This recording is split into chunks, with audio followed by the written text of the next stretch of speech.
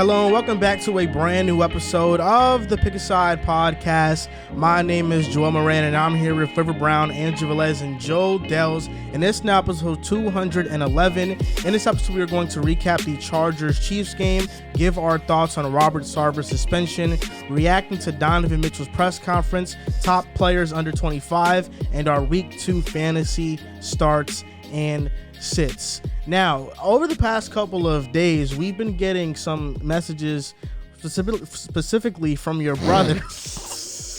My goodness, today's not a good day. What did he say exactly? From that people that are listening to the audio version of the podcast, Facts. they're getting ads. That's facts. So to let you guys know why you're getting those, we have just signed with Blue Wire. We made the announcement public a couple of days ago. So if you're getting audio ads on the audio version of the podcast, that is why. It's because we're getting paid from those, and we want to make this full-time job. So just being transparent with you guys, that's why. You remember you guys served when it pop lock, break your neck and shit. I do. Good movies, good time. Sorry to cut you off. Today's not a good day for me and my vocabulary. I'm stuttering a lot. It's all right, man. My Listen, speech. Why do you struggle with my name? I don't know. I just think it's an R. Like, I just think R's. I don't know, because when I'm reading it, I'm like, my name is Joel Moran, and I'm here with River. Like, the W and the R, it fucks up my tongue. You want to say with River? With River, like with Wibber. Like, you know what I'm saying? So I'll be having to go extra slow on that to make sure I don't mess it up completely. But there's still a little bit of a mess up there if you really dive into it. Thursday night football recap. The Chiefs beat the Chargers 27-24. We all picked the Chiefs to win, right? We did. Yeah. So what are your thoughts on this game? What was your main takeaway? Riv, I'll start with you. For me, my main takeaway is this Chiefs defense has potential. I think this Chiefs defense is really young. Don't start smiling at me like that. This defense is really stingy. I think in the second half, they made a good amount of adjustments, and they really kicked in, and they've started to make stops. You saw Chris Jones in the fourth quarter start to impose his will on that offensive line. In the first quarter, though, just to start off in the beginning, you saw the Chargers be conservative. They took some shots. 4th and 1, they got it going. Mike Williams took over the game in the first half. He just couldn't be stopped in one-on-one coverage. And you saw a lot of the young corners and Snead, Fenton. They're too aggressive. They bait too much, and Mike Williams took advantage of that. He's 6'4". There's not many guys that can stop him one-on-one. No matter what, corners are small, wide receivers are big. He's 6'4", just throw it to him. So I thought the Chargers in the first half, they played well, but it was like a tale of two halves. First half, the Chiefs didn't look well. They turned up in the second half. First half, Chargers looked great. Second half, they didn't look too well. That turnover, I know people like to say that was the turning point, but the Chargers had two 4-and-outs right before that turnover. So you saw the Chiefs starting to slowly get that pressure, slowly start to build that momentum, and then that touchdown by Mahomes kind of like uplifted, like, all right, that was really the momentum change. Like, all right, it's time to really get it going. And then you just see, like, I think most of us at the table think the Chargers are probably a top 2 team in the AFC, especially after last night. I think they're extremely complete. Their offensive line, Corey Lindsey, he went out. He didn't play the second half. That was huge for them. But I think they're complete on the offensive end. I think defensively, they're one of the best groups I've seen so far. But I just think when you have a guy like Mahomes on that other end, it really doesn't matter how good your team is, because Mahomes is going to make it look good anyways. But I think watching this game, both teams look impressive. The Chargers look like they could make a run. The Chiefs look great. And this was a great game to start. I hope Herbert gets better. But these are the games that he has to win. This is the games where the Chargers, in order for them to get into the playoffs, fourth quarter, they have to finish it out. Third quarter, they have to complete. They have to be complete from 1-4, and they wasn't like that for the last game. Chargers had opportunities. There was 2 badly missed interceptions that there was a bunch of conversation on Twitter that Mahomes is one of the only people that you look at and think that people really scrutinize his almost interceptions. I mean, that's not necessarily true. You said at this table, we talk about almost interceptions almost all the time.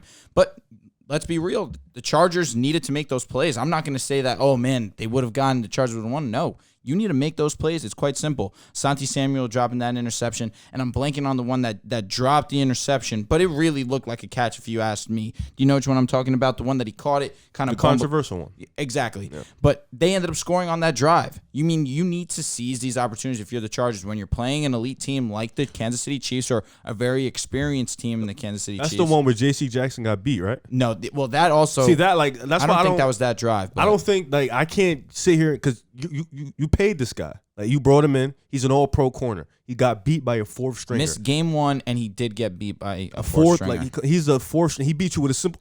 Like, corner's hard though. Corner's a hard position. You could play great all game. Yeah, you miss one. That and that's move it. was come here. Like, it was so smooth. It's He was like, open. Yeah, like he was open. Like, so it's like, that's tough. And poor play calling on the Chargers end also on the interception. You had Gerald Everett, who was calling to be taken out of the game. They ran a no huddle, went to the line early, and they threw right at him again. He was gassed. He was not in a position to make a play on that. And then it ended up being a pick six, which ended up changing the entire landscape for the Chargers. 7th-round pick. And then you had a position where Justin Herbert gets absolutely laced. It came out that he has a fractured rib. He's day-to-day as of right now. Who knows how long he's going to be out for. This is one of the faces of the National Football League. It's really sad that he's not going to be playing week to week, but we'll see what happens. He played relatively well. I'm looking at that interception. I'm not thinking anything of it, truthfully. I think that's more so. To a degree, I'm thinking little of it in terms of long term, but in that moment, in trying to win that game, Herbert needs to be conscious of what's going on in the field, needs to be conscious of his players.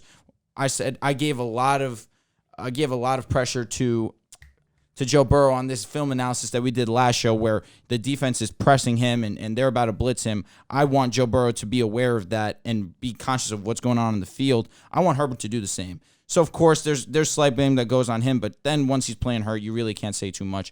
Chiefs played an excellent game. Mahomes, where he didn't look great in the first half, second half, he came out, made the plays where he needed to. He made an insane throw scrambling to his right, pump fake, scored the touchdown to Jerick McKinnon.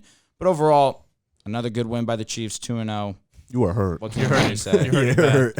I would say that pick six was a pretty good play on the corner, because when you're watching it from Herbert's view, I feel like he threw it right to the corner. Everett's just so big that you couldn't see the corner. The corner was behind him, and he kind of snuck, got on the inside, and picked it off.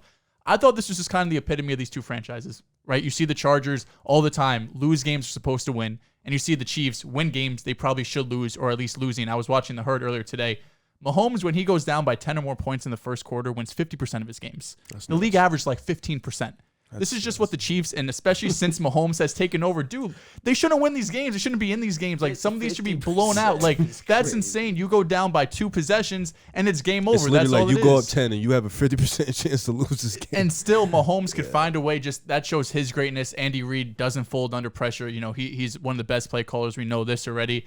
And the Chargers, I don't want to read too much into it, right? Because you're going up against the division champs, right? A team that we're expecting to be competitive in the AFC, potentially go to, the Super Bowl, and you have Corey Linsley get hurt, like you mentioned, Keenan Allen not play the entire game, Justin Herbert get hurt in that fourth quarter. So if you're a Chargers fan, yeah, you had opportunities, right? There was multiple times you could have had interceptions. Just there was a penalty that could have gone either way. You had a couple interceptions that could have gone either way, but that's just kind of what this Chargers franchise has been over the last few years, where all of these 50-50 balls seem to not go their way. And I do think that with Justin Herbert, how great he is, eventually it will start going the Chargers' way. But when you're playing against the Chiefs, you really have to seize these opportunities. Now, I did think they would split. I did pick the Chiefs, so the Chargers still have a chance to split on the year. Obviously, this is not the end of their season or anything like that. You just got to hope Justin Herbert's healthy for next week. I'm not sure who they're playing off the top of my head, but with the injuries they had, the missed opportunity, 50-50 balls, you never feel good after a loss, but it's not like you got smoked. You didn't get 30 clipped. It wasn't a terrible beating or anything. So I think the Chargers will be fine. And they was on the road. And they were on the road. And the Chiefs, if you're a Chiefs fan, you beat the Cardinals down, who defense isn't good, but they got Kyler. He's a top 10 quarterback. And now you just beat the Chargers, who everyone was talking. I picked them to win this division, saying they're going to win the division. Too. Now you're 2-0, so you're off to a great start. I think Mahomes is like 22-3 against his division. Yeah, insane. Number like that. Dominated the Broncos. Yeah, he hasn't lost. He's 8-0 against us. 8-0? Yeah. Embiid has never lost to the Bulls in the NBA. He's never lost to the Bulls. So why would you say that? Like, that's not something that I'd be bragging about. No, I'm not bragging. I'm just showing the. So how our teams are down bad? Yeah. Correlation. Yeah. We've never beat Embiid, so I get it. Trust me, I get you.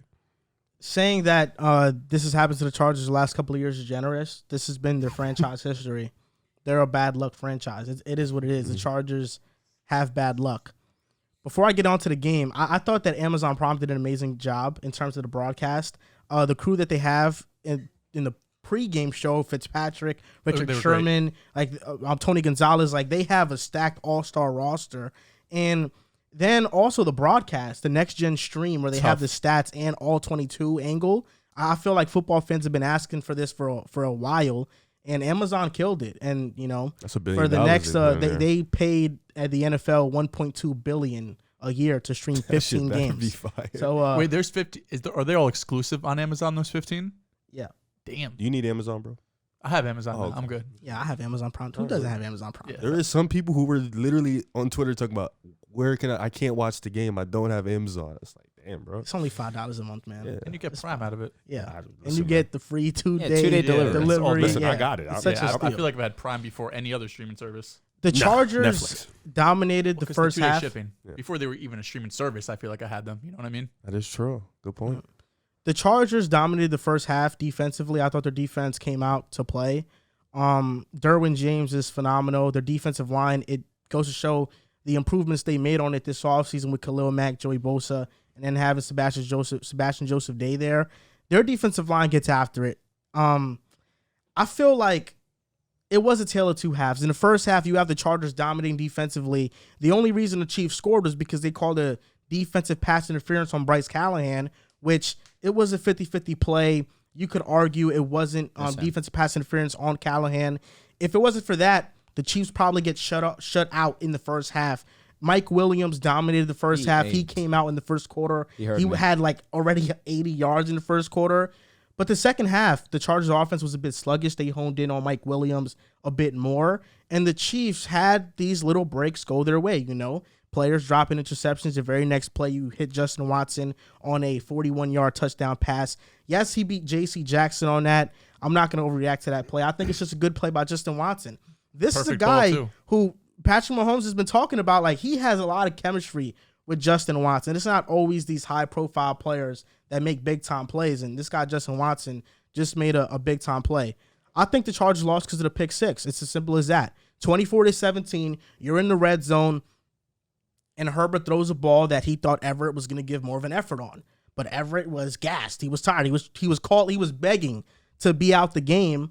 And the fact that nobody noticed it on the sideline, I think, is a bad coaching error. Agree. I feel like Brandon Staley's supposed to take charge in that moment and call a timeout and get Gerald Everett out the game. And that play ultimately cost them the game because then it was a pick six. Jalen Watson took it to the house. And then after Herbert gets hurt, you could tell he wasn't the same, even though he threw a dart on fourth down that got the Chargers in the red zone. I'm not even exaggerating. That's one of the greatest throws I've ever seen in my life. Justin Herbert is unbelievable. And I've been saying this for a while. I think Joe Lombardi's play calling is frustrating. And I've been saying this since last year. You look at the Chargers offense last year, yeah, their numbers look good. They're efficient. They were top 3 in yards per drive. But Joe Lombardi doesn't take shots with Justin Herbert. Justin Herbert is somebody who can put the ball in places that very few quarterbacks can put it. He can throw it as deep as any quarterback in the NFL, yet he has one of the lowest depth of targets among all quarterbacks. I think he was 36 amongst 42 qualifying quarterbacks, so he's close to dead last, and I just don't understand. I understand part of it is a personnel issue because Mike Williams, yes, he's a jump ball receiver, but he's not a burner. Keenan Allen is a route runner. He's a possession receiver. And then who else? Josh Palmer. He's not taking the top off the defense. Neither is DeAndre Carter. He just got there. Jalen Guyton. They're not doing that. I feel like the Chargers offense lacks speed. They need somebody that can take the top off the defense and at least make you account for a vertical threat. Like with the Chiefs, yes, they lost Tyreek Hill, but you still have McCole Hardman. You still have MVS. So you can take shots. You can be aggressive. You can have these players go down the field because they're very fast. With the Chargers, they don't have those type of threats. That's why in the draft, I would have been a big advocate of them drafting a receiver like Jamison Williams or Chris Olave. I know that they were picked ahead of where they picked and they selected Zion Johnson eventually. But that's what I feel like this offense lacks. And also the offensive line, it's good. It's not an elite level unit. I think Justin Herbert masks a lot of the deficiencies within the offensive line because he gets the ball out quick. He doesn't take sacks, so it makes the offensive line look better. But there are deficiencies. Justin Herbert just makes it look better than it actually is. But that's the concern I have with them moving forward. I think their defense this year is elite enough to keep up with any team in the NFL. it's just about winning those tough, grinded out games, and the Chargers have yet to really figure out how to win those games, but that's their next step as a team. But like you said, this was a game on the road. We all picked the Chiefs. We didn't think the Chargers were going to come in here and win. We thought they were going to make it a competitive game, which they did. So now it's about taking care of business at home and just keep on winning these other stretch of games they have. But I'm still high on the Chargers, and the Chiefs' front seven continues to impress. I mean, George Karlaftis looks like a veteran out there. Chris Jones can single-handedly dominate a game. Frank Clark had some showings. Nick Bolton is on a path to being an all-pro linebacker in this league. Like, the Chiefs have a lot of great young talent, and that's a credit to their front office because they draft very well. Shout out to my boy Asante Samuel Jr., man. He played well yesterday. Played amazing, man. He did. Oh my God, that's my boy. I'm sorry, I'm oozing.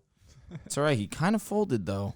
You can't say you folded if you make a great play. Nah, you need to make that, especially in the end zone. Hey, listen, man. Year 2, he's not his dad. Listen, relax. Asante Samuel also dropped interceptions. He's gonna get there. It's year 2. He is. Let him get his feet wet. You know what I'm saying? Once he gets his feet wet, quarterback's job is to make plays. I'm with you. Another thing that I have to give credit where credit is due. Joel's guy, Clyde Edwards-Helaire, he showed out yesterday. One thing I didn't like, but Joel made a fair point to me when we were on our way here, that I didn't like how when he was running with the ball, he was too mindful of not fumbling. But, of course, last season where he ended up getting a lot of shit, honestly, was because one of those plays, Baltimore, he just popped the ball right out and he fumbled. He was trying not to fumble, but I want you, if I'm Clyde Edwards-Helaire, break away. You had daylight. Put the ball in your right arm and run as fast as you can. Other than that, he's looked very explosive. These 2 weeks early on, he already has 2 touchdowns. He's looked good on the ground. He's looked good in the pass. He's breaking a ton of tackles. Got to give credit where credit is due. I've been very harsh on Clyde up until this point in his career. It's time to acknowledge. Yeah, he looked really solid. I think another thing, too, Mahomes mentioned after the game, through 2 weeks, I mean, no one else has played week 2, I guess, but I know we were talking about, is it going to be Khalil Mack and Bosa versus Crosby and Chandler Jones? I mean, bro, that Chargers pass rush is elite. Mahomes said their plan going into the game was everything quick that first half because they know those boys were coming. And, I mean, Khalil Mack different. They struggled. They struggled that first half, right? They didn't score any. I don't remember how many they scored. They only scored a touchdown. Yeah, they scored 7. And then the second half. The pump it was 10-7. 10-7 going to But that was off that drive. They scored off that drive, but that was a drive where Bryce Callahan got called for the DPA. Right. Now, Mack different. On the interception. Mack. Let me ask you. Also different too, but Mack, It's early. Bosa's better than Mack. Probably is. I don't know. Mack looks really good. Nah, he is, but I think Bosa's better. There's nothing wrong with it. They both elite. Yeah. They're both elite. Healthy Khalil Mack. Would Mack have 3 sacks week 1? It's hard not to go Mack, but I know where you're coming from. Left tackles are better in the NFL than right tackles. Joey Bosa. And as a run stopper, too, Khalil Mack is elite. No, he is. I know it's early in the season. Sky Moore, early in his career, 2 games, 1 catch, 30 yards. He had 2 snaps. He doesn't play a lot. I don't understand this. I'm not worried. Growing pains. It's like, dude, I'll be honest. If I'm Sky Moore, I should be getting more burn over MVS. I was about to tweet right before Justin Watson got that touchdown. I was saying, why is he on the field over Sky Moore? And he got it, and I deleted the tweet. I was like, I'm not doing that. Glad you I don't understand that, though, because Sky Moore is somebody he's a slot receiver. I know he can play outside, but doesn't have the type of speed that MVS or McCole Hardman have. McCole played fine yesterday. And he's not playing over Sky Moore's pretty damn fast. He's not as fast as MVS or McCole, though. He doesn't have. But what's McCole's size really? McCole played fine yesterday. He played all right. McCole last year had 670 something yards. 693. Yeah, like that. That's good for the third option on the team. Yeah, that's fair. It's on the Chiefs. Stop hating. If you have Tyreek and Travis Kelce, that's good. What is this being a McCole Hardman stan? What? Why? Of all people to like McCole Hardman, the nerve of you. He's regular. You like regulars. Like why who? can't I like? Who's regular? But like Tua. Isn't that alarming to you though? You're a Finn fan, bro. I like the Finns. I like the team. I like the. You don't like Tua? No. If you like the Finns, you gotta ride. So wait, hold up. Isn't that alarming to you? Like, if you think McCole Hardman's regular, don't you think that the Chiefs see Sky Moore in practice every day and they're like, he's not better than these exactly. guys? That's exactly my point. So you're alarmed. I am Sky alarmed. Moore, Absolutely. Mm-hmm. Maybe he's just a rookie. He's a rookie. No, that's exactly what I'm trying to say. I mean, if this is the case, week McCole's 9, been, 10, McCole's been in the system for like 3 years. Yes. No, I understand. He's very comfortable in the system. I don't think anybody was. I don't think anybody, really any of them were going to play over McCole because he's been in the system. I'm with you for 3 years. I'm with you. No, you're 100% right. And Sky don't even play the same type of play style, so I don't think it was really just McCole and I'm blanking off some and Juju. So Juju wasn't anything. They need MVS's. Yeah, so it's like right now they're vets in front of him. And Justin Watson didn't play much. He played 15 snaps, I think, too. He just caught that one. So it's. I mean, this year for the Chiefs is going to be about Mahomes just picking his poison with a receiver. He said that to start the year too. He said your fantasy owners are gonna be mad because you don't know who you're gonna start. This week it was Justin Watson. Last week it was against Juju. He did absolutely. Kelsey didn't do much other. 5 for 50. I picked Kelsey to get over it. Derwin dumped him on his neck. That was tough. That was. What'd you call it? A spine buster? Spine buster. That is a spine buster. I know. Spine buster's kind of insane. That was pretty. Well, when did you call it that? I tweeted it. You tweeted it? Yeah. I tweeted it. No, you tweeted backbuster. Yeah, I got them confused. You messed up. You folded. It got a lot of likes though, still. But you would have got way more if you said spine buster. Yeah. I was like, fuck. After I tweeted it, I was like, it is spine. Yeah. I was like, shit. Dumbass. You were thinking of Batista bomb? Batista. Yeah. What? Well, no, I was thinking about Batista's move. He does that. No, the Batista bomb is he kind of like brings he puts your balls in his face. Exactly. He just flips you over, and then it's weird. Did you say that's your favorite finisher? No, my favorite finisher is Sweet Chin Music. Very fire. Kicking you right in the face. It's very dope. Or Swanton Bomb. Swanton Bomb is classic. They got to be like somewhere high, though. It can't be no regular shit. Like I used to have a bouncy house for my birthdays, and I used to do Swanton Bombs off the bouncy house. My dad. I used to wrestle in this shit. We used to wrestle in shit. I used to do Swanton My dad, Bombs for my 4th birthday, got me like top. the rock cake. Like we had a party, and everybody was a wrestler. Yeah, because he took me. That was the first time he took me to a WWE show. We went to Raw. This was back in the day. I think just like The Rock on his farewell tour, he was booed but liked at the same time. Yeah, he's a legend. Go. That's lit. I've only been to SmackDown. I went to SmackDown once. I think that's it. I'm actually going to AEW Dynamite Wednesday. I remember you telling me. Tough. Yeah, at Arthur This Ashe. Wednesday? Yeah.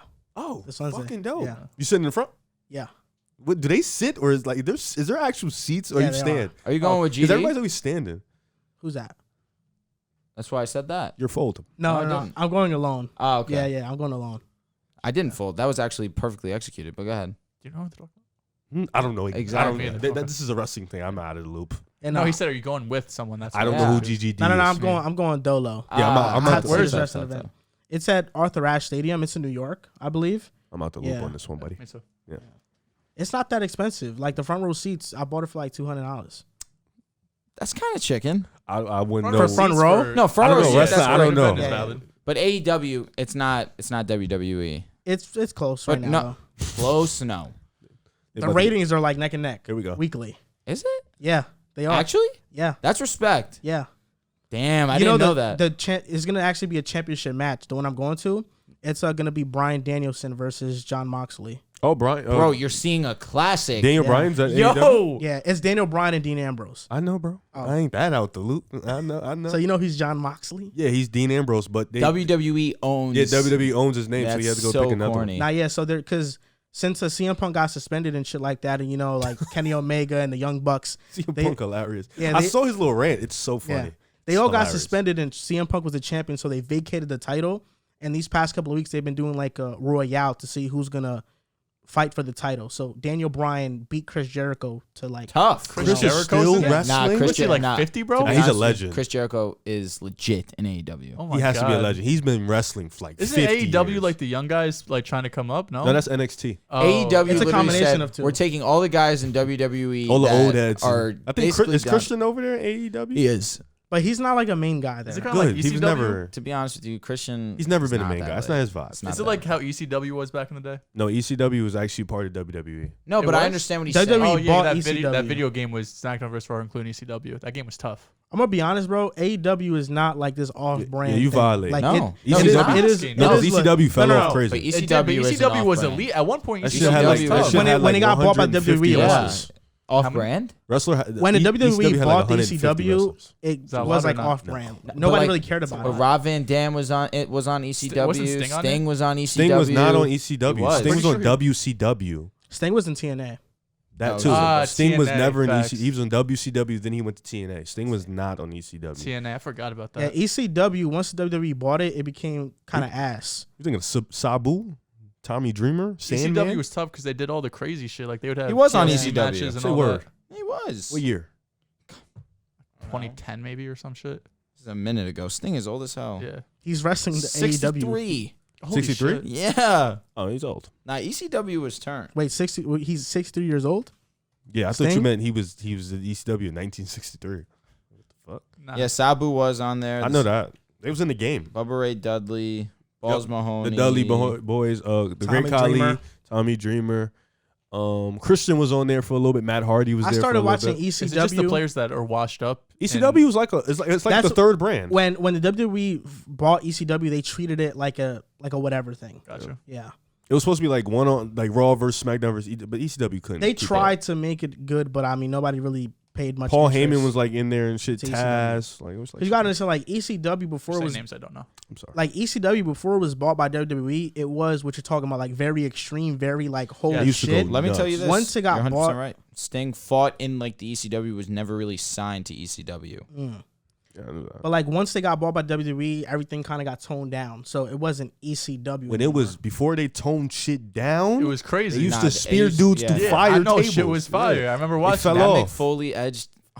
Y'all gonna get me in my bag. Bro, I watched this Dark Side of the Ring from Vice that they released, and I forgot his name exactly, but it's this wrestler who wrestled for ECW, and he was like a fucking lunatic.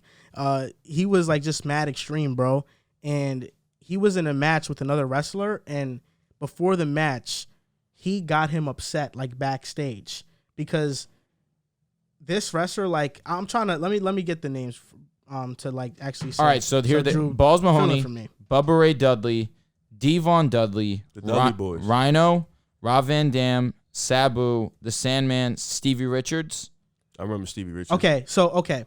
In ECW was New Jack and Vic Grimes. This is what I was watching. So New Jack, he is like kind of crazy in the head. He passed away, so rest in peace to him. But Vic Grimes and him had a match, and he hit him with this move, and it fucking injured Vic Grimes. Like, he suplexed him, and New Jack hit his head, and he was in the hospital, and Vic Grimes never paid him a visit. So New Jack got mad as shit, and they were scheduled to wrestle again. When they wrestled again, New Jack was like, when we're on the top of, like, where we're going to be, it's like this kind of, like, little pillar on the top. He was just going to push this motherfucker down, and he almost killed him. Like, New Jack almost killed this wrestler. The only thing that stopped his fall was the ropes. Like, his leg, like, these are the ropes. His legs went on the ropes, and he bounced back into the ring. Damn. But, like, New Jack was dead ass trying to, like, kill him. I don't know if he was trying to kill him. He was definitely trying to hurt him. No. He in the documentary, he said, I was trying to kill that motherfucker. I was trying to kill him. I was like, yo. Nah, nah, ECW was nuts. look at this fall, bro. You're about to see this fall. This is just real quick. WWE, ECW. Yeah, it was Yeah. crazy. Yeah, look. He has scars on his head from, like, how much times he's cut himself, from, like, making himself bleed and shit. So, this is the fall. That shit was dumb high. He would have really killed him. Yeah, he said he was trying to because he pissed him off. D'Lo Brown. That's nuts, bro. Yo. Yeah, bro, ECW is crazy. But Dark Side of the Ring is like a series that Vice does, and it's really cool. Like, they go in depth on like crazy stuff that happens. I see him on TikTok every once in a while. Yeah. Moving on to the next topic, Robert Sarver was suspended. He's suspended for 1 year, fined $10 million, and has to complete a training program. And they interviewed 320 individuals because they did this independent investigation, over 80,000 documents, and on 5 occasions he repeated the N-word, made sex-related comments in the workplace, and engaged in demeaning and harsh treatment of employees. Now, what are your thoughts on this, Drew? I'll start with you. The NBA usually is right on point with certain punishments. This is one of those that I'm looking at, and he got suspended a year. He got fined the maximum $10 million, and I'm still looking at it like it's a slap in the wrist. Automatically, when racism and sexist acts are brought into a workplace environment, especially an association like the NBA, you need to do everything you can to right their wrongs, because there are plethora of individuals that admire the NBA and everything that the NBA stands for. And then you have people that are higher up in the league itself, and they're behaving completely how you would not want the cream of the crop, the owners of the league to be acting. I apologize. It's all right, man. It happens. When Sterling was forced to sell the team, that was proper action. They acted quick. They said, you need to sell the team. That was great. But apparently here in this situation, Adam Silver believes that he did not have enough power, or he does not have the power to make Sarver sell the team. I'm unsure whether it's when the Clippers were the Clippers at that point in time. They weren't a great franchise, so they were forced. I'm wrong, actually, because Blake Griffin was on that team.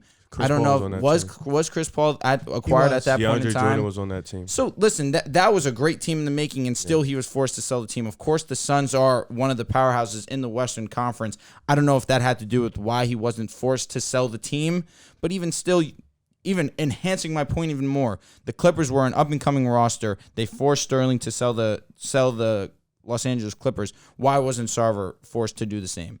A year suspension and $10 million to a guy like that is absolutely nothing.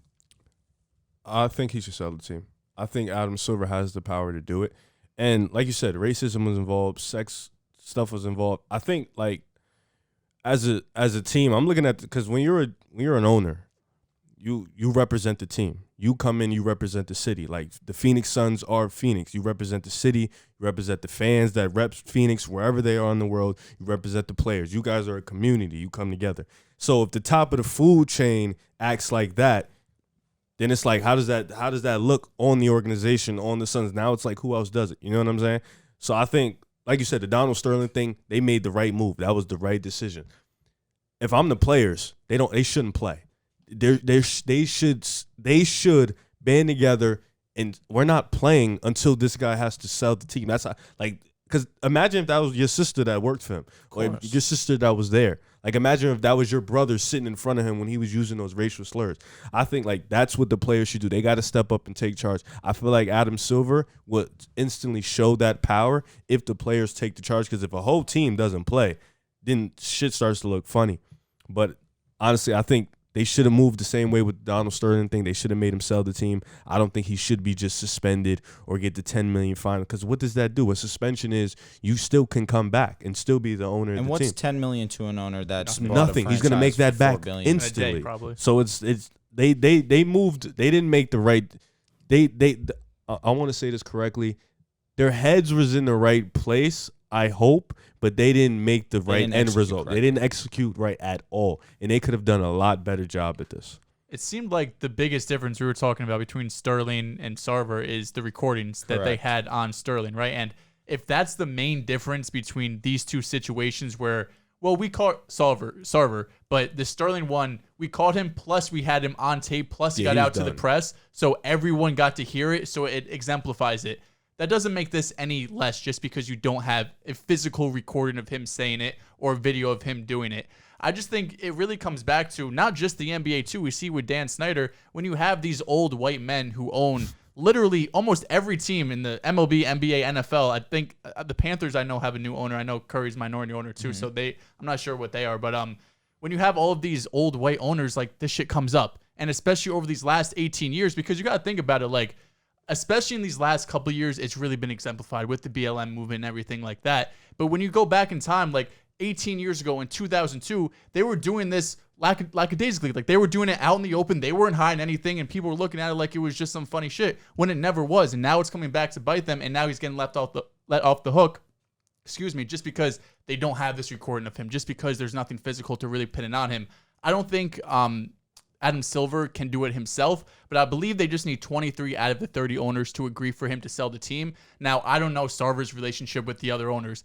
If he has great relationships with everybody, it's probably going to be hard for him to sell the team. But if he doesn't have any relationship with these guys and they see him doing all of this bullshit, then they have a pretty good reason to say, yeah, you should end up selling the team. I think we see the same thing with Dan Snyder, which I feel more confident that he doesn't have as good relationships with the NFL owners because he's been going on seems like this lawsuit's been going on for years with Dan Snyder, all the sexual misconduct and all the stuff that's going on here. But in Sarver's case, the suspension makes no sense. It's 1 year. What's the big difference? You can't go to the games. You can't be around the players. You can't be in the locker room. Like, is that really going to be a big deal? You can still be at home collecting that bread. For sure. And then a $10 million fine for someone who's worth billions of dollars. They're going to make $10 million back on opening night probably. All the money they're getting from TV revenue, all the ticket sales, the concessions, like that means nothing to them, right? A year suspension doesn't move the needle for anybody. That's just the NBA saying, hey, we tried. We gave him a year suspension. But at the end of the day, like, he should be, the conversation should be at least starts with selling the team and then go from there. That should have been the minimum penalty. Yes, exactly. That's where the conversation starts. This was a slap in the wrist. Definitely, I think you hit it right on the nail. You guys all made some great points. I think when listening to Adam Silver's press conference, the most damning comment came from a question from Howard Beck. When Howard Beck asked Adam Silver, why should there be a different standard for an NBA owner than it would be for everybody who works in a league? And Adam Silver answered that question by saying, there are particular rights here to someone who owns an NBA team as opposed to someone who is an employee. And I think that comment that Adam Silver made, it was, I think, Adam Silver's worst moment as a commissioner of the NBA. His comment was so bad, the NBA had to write a PR statement to retract what he said, and they basically were like, we hold everybody accountable to the same degree. And that's obviously not true.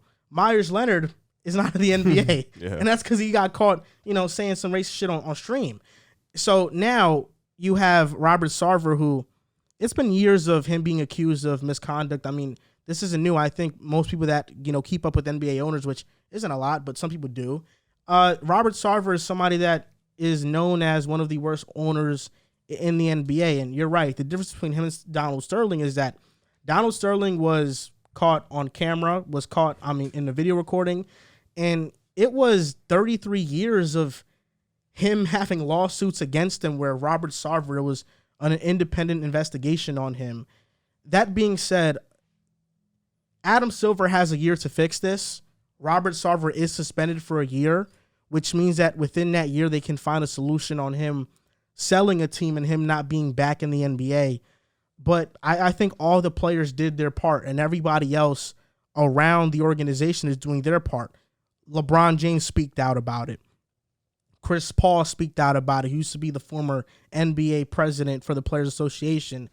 The Suns vice chair, Jam Najafi, has called for the resignation of Robert Sarver. And this guy is somebody who owns the second largest stake in the Phoenix Suns. Now, is he doing this because he actually wants to see Sarver gone or because he wants to be number one in terms of stake? I don't know, but in this case, it's not that big of a deal. And PayPal has said that they're not going to renew their sponsorship. PayPal? Yeah, they sponsor the Suns. They have the patch on their jersey. The PayPal is not going to renew their sponsorship unless Robert Sarver resigns. Good. So there is pressure from sponsors, from players, from owners, from minority owners that want Robert Sarver gone. I think eventually he is going to be gone. I just feel like it just sucks that the NBA couldn't get it right in their first try, which they should have been able to in their first attempt. Yeah, and especially because you said we look at the NBA as such like a forward-thinking league, right? They're very quick to get to stuff early, especially when it comes to racism, sexism, at least we would like to think. Yep. And you have all of these owners who, when you have that much money, you just think you're above the law. You're above whatever the hell is going on in the world. So they've been doing this forever, and it just became normal to them. But in reality, the shit was never right. It was never good. And then when you do this and you just give him a year, he's thinking, all right, I got a year and 10 mil, but like, what's the big deal? You know what I'm saying? Like, I'm suspended a year after all of this shit I've done for the last 20 years. Like, now it's coming back to bite me, and all I get in a year, oh, what's the big deal, right? Like, looking back on it, I hope, I don't know if Silver can, like, change anything about this. It seems like he can. Like, once he made the decision, he made the decision. But you look at the NBA a little bit differently now. It's like you have the 1%ers, right? And then you have the people that own team that is like the 0.01% people where they're just the most rich of the rich. This is what Adam Silver was trying to say, or at least if I'm trying to find it from any positive angle at all, is that these guys are so rich that it seems as if they feel like they can get away with certain things that normal people can't. I think that that's how he meant to articulate it. I think that Adam Silver has done a very fine job up until this point. That comment, reading it blankly like that, was crazy. It's horrible to hear, But if I'm really trying to do him any type of solid, that's the only way you can try and take it and make it positive by saying these guys are extremely rich. They have an opportunity that almost no one in the world has, and they don't know how to handle it time to time, and it is irresponsible regardless of that fact, because it does not matter how rich you are, it should not impact who you are as a human being. And unfortunately, there's a lot of these guys in a lot of professional sports that act similarly, but we just don't know. Absolutely right. And, hopefully over the years, especially I think our generation as we grow up, hopefully we can get more minority owners, more people so we just don't have a bunch of 7-year-old white guys who, listen, I don't want to make any generalizations or anything, but typically the people where this comes up, it's usually the older white men that have these problems, that have these situations, I shouldn't say problems, who are the ones that are racist, who are the ones that are sexist, because throughout their life, they're the ones who've been put on a pedestal since they're white and since they're men. They're the ones who've had all the opportunities before them. So I'm hoping as our generation grows up, we have better opportunities. We're starting to see it a little bit with A-Rod, LeBron, Steph. Yeah, they're trying to, we're starting to see it slowly but surely. Like even KG tried a little bit a couple years ago. Derek Jeter, you cannot forget Derek Jeter. Like we're starting to see slowly, like maybe not our generation, but the generation that was in front of us that played. They're starting to become. So once we get that in line, I think it would be a lot better because like you said, old men, they just like outside of maybe like Jerry West, Mark Cuban, even Ballmer. I think those are the only few that people like have that. Well, guys like us have that high level respect for. But other than that, I think we are starting to see the transition to where guys ahead of us are going to start to become owners, and I think that's the dope part. Transitioning to another press conference that happened, it was Donovan Mitchell's. This really killed me that we're talking about this. Now, really the Cavaliers. There's only one reason why. The Cavaliers introduced Donovan Mitchell to the Cleveland Cavaliers. They were very ecstatic. Danny Ainge also had a press conference to talk about the trade as well. And for me, Danny Ainge said that the team did not believe in each other, and the decision was unanimous to rebuild.